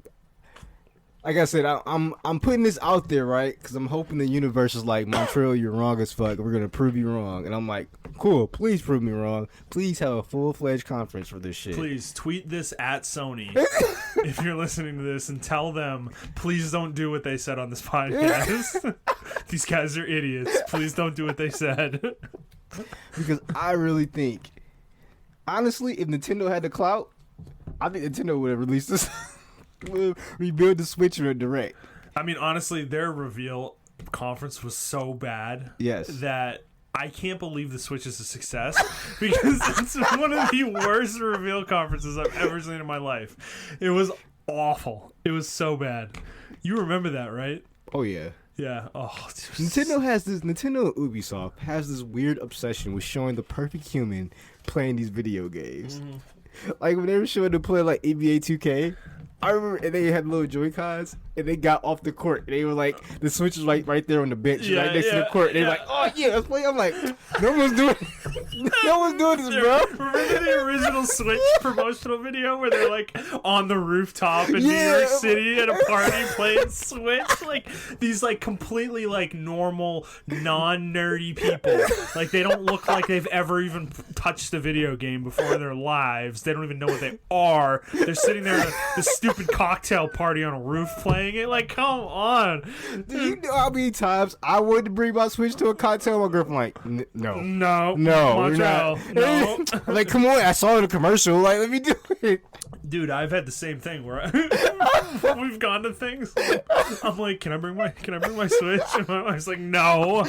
Like family events and stuff. Yeah, like this is what the Switch is made for. Like, yeah, exactly. This is what they told me to use it for. The only thing that I do that's you want me to go socialize? Okay, let me bring my Switch. The only thing that they did that's totally accurate, right? Yeah. And which is kind of not even accurate, because I can't use the nunchucks or the Joy-Cons in airplane mode. It was on the airplane, but you can't use the Joy-Cons in airplane mode. Really? Yeah.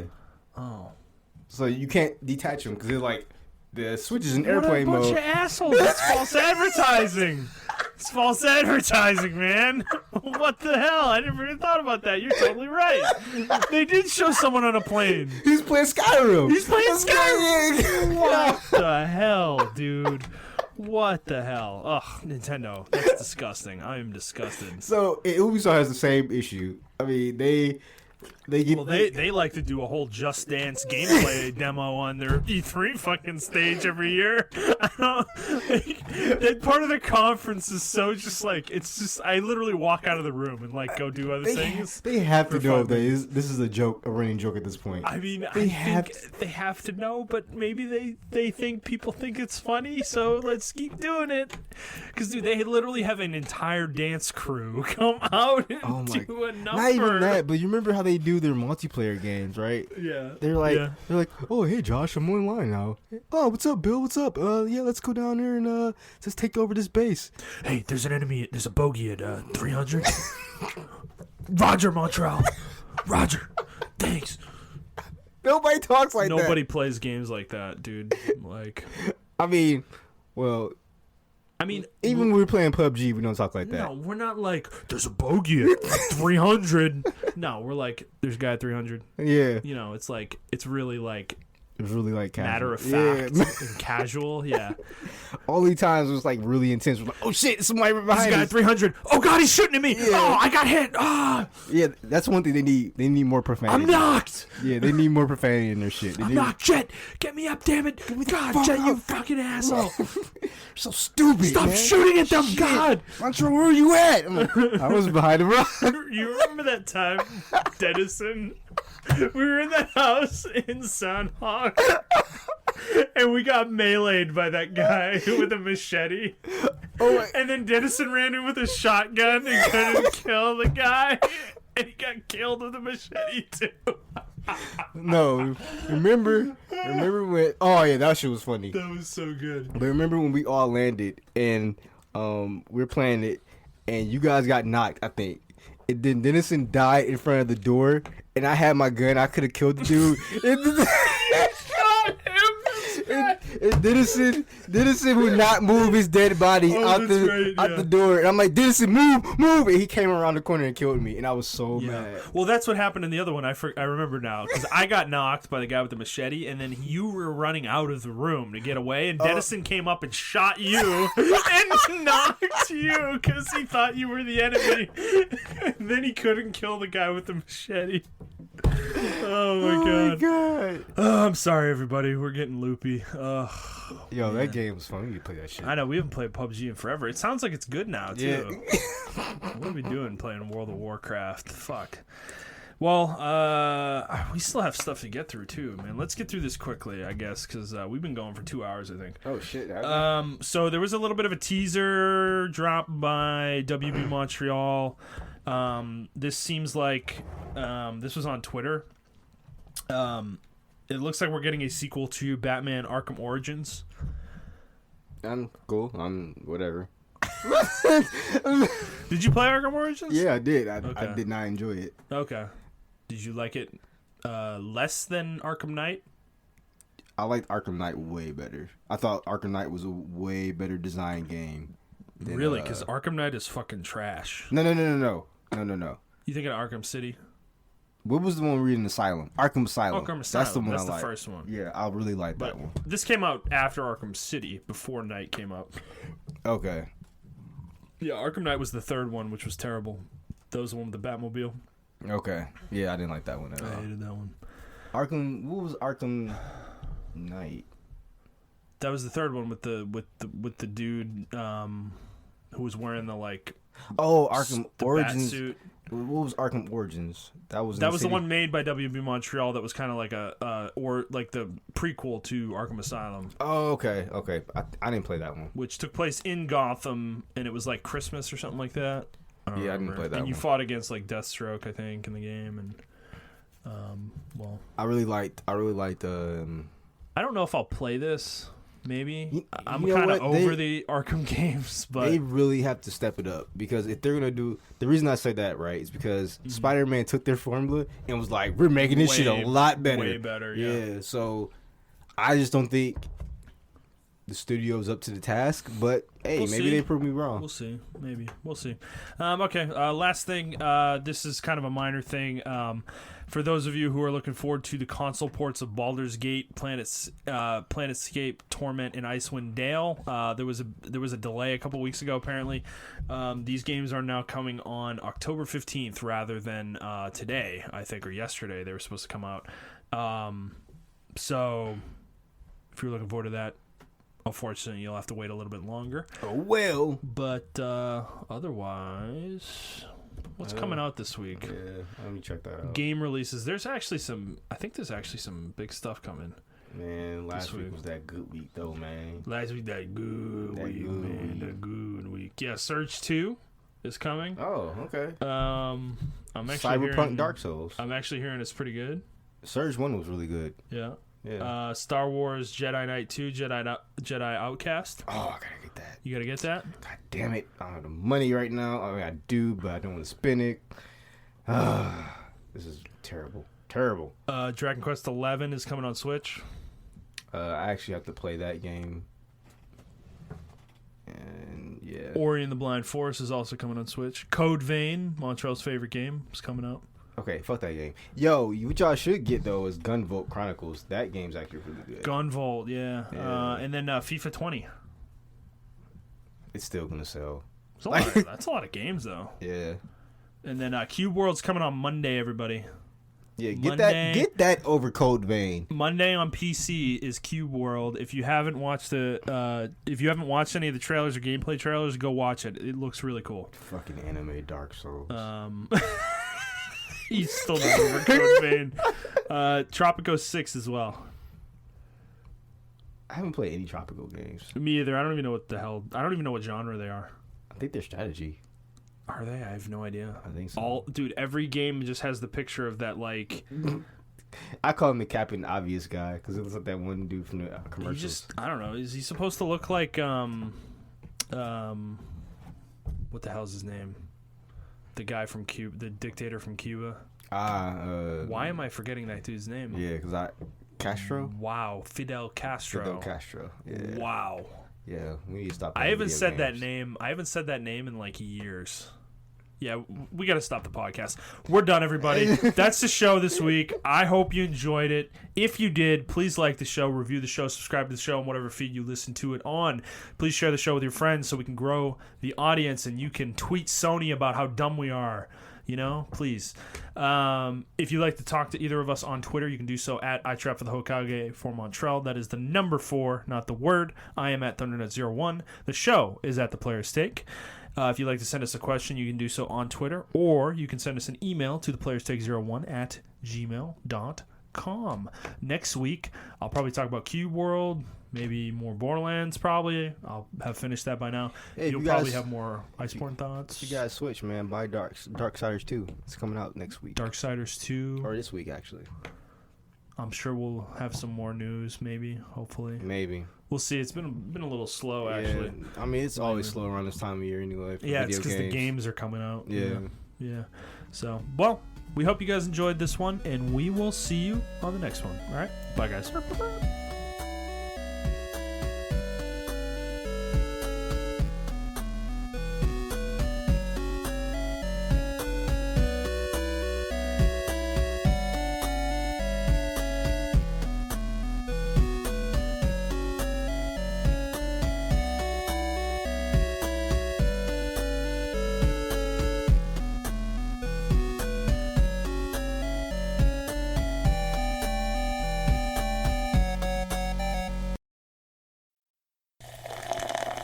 This episode is sponsored by Pepsi. Generation Next.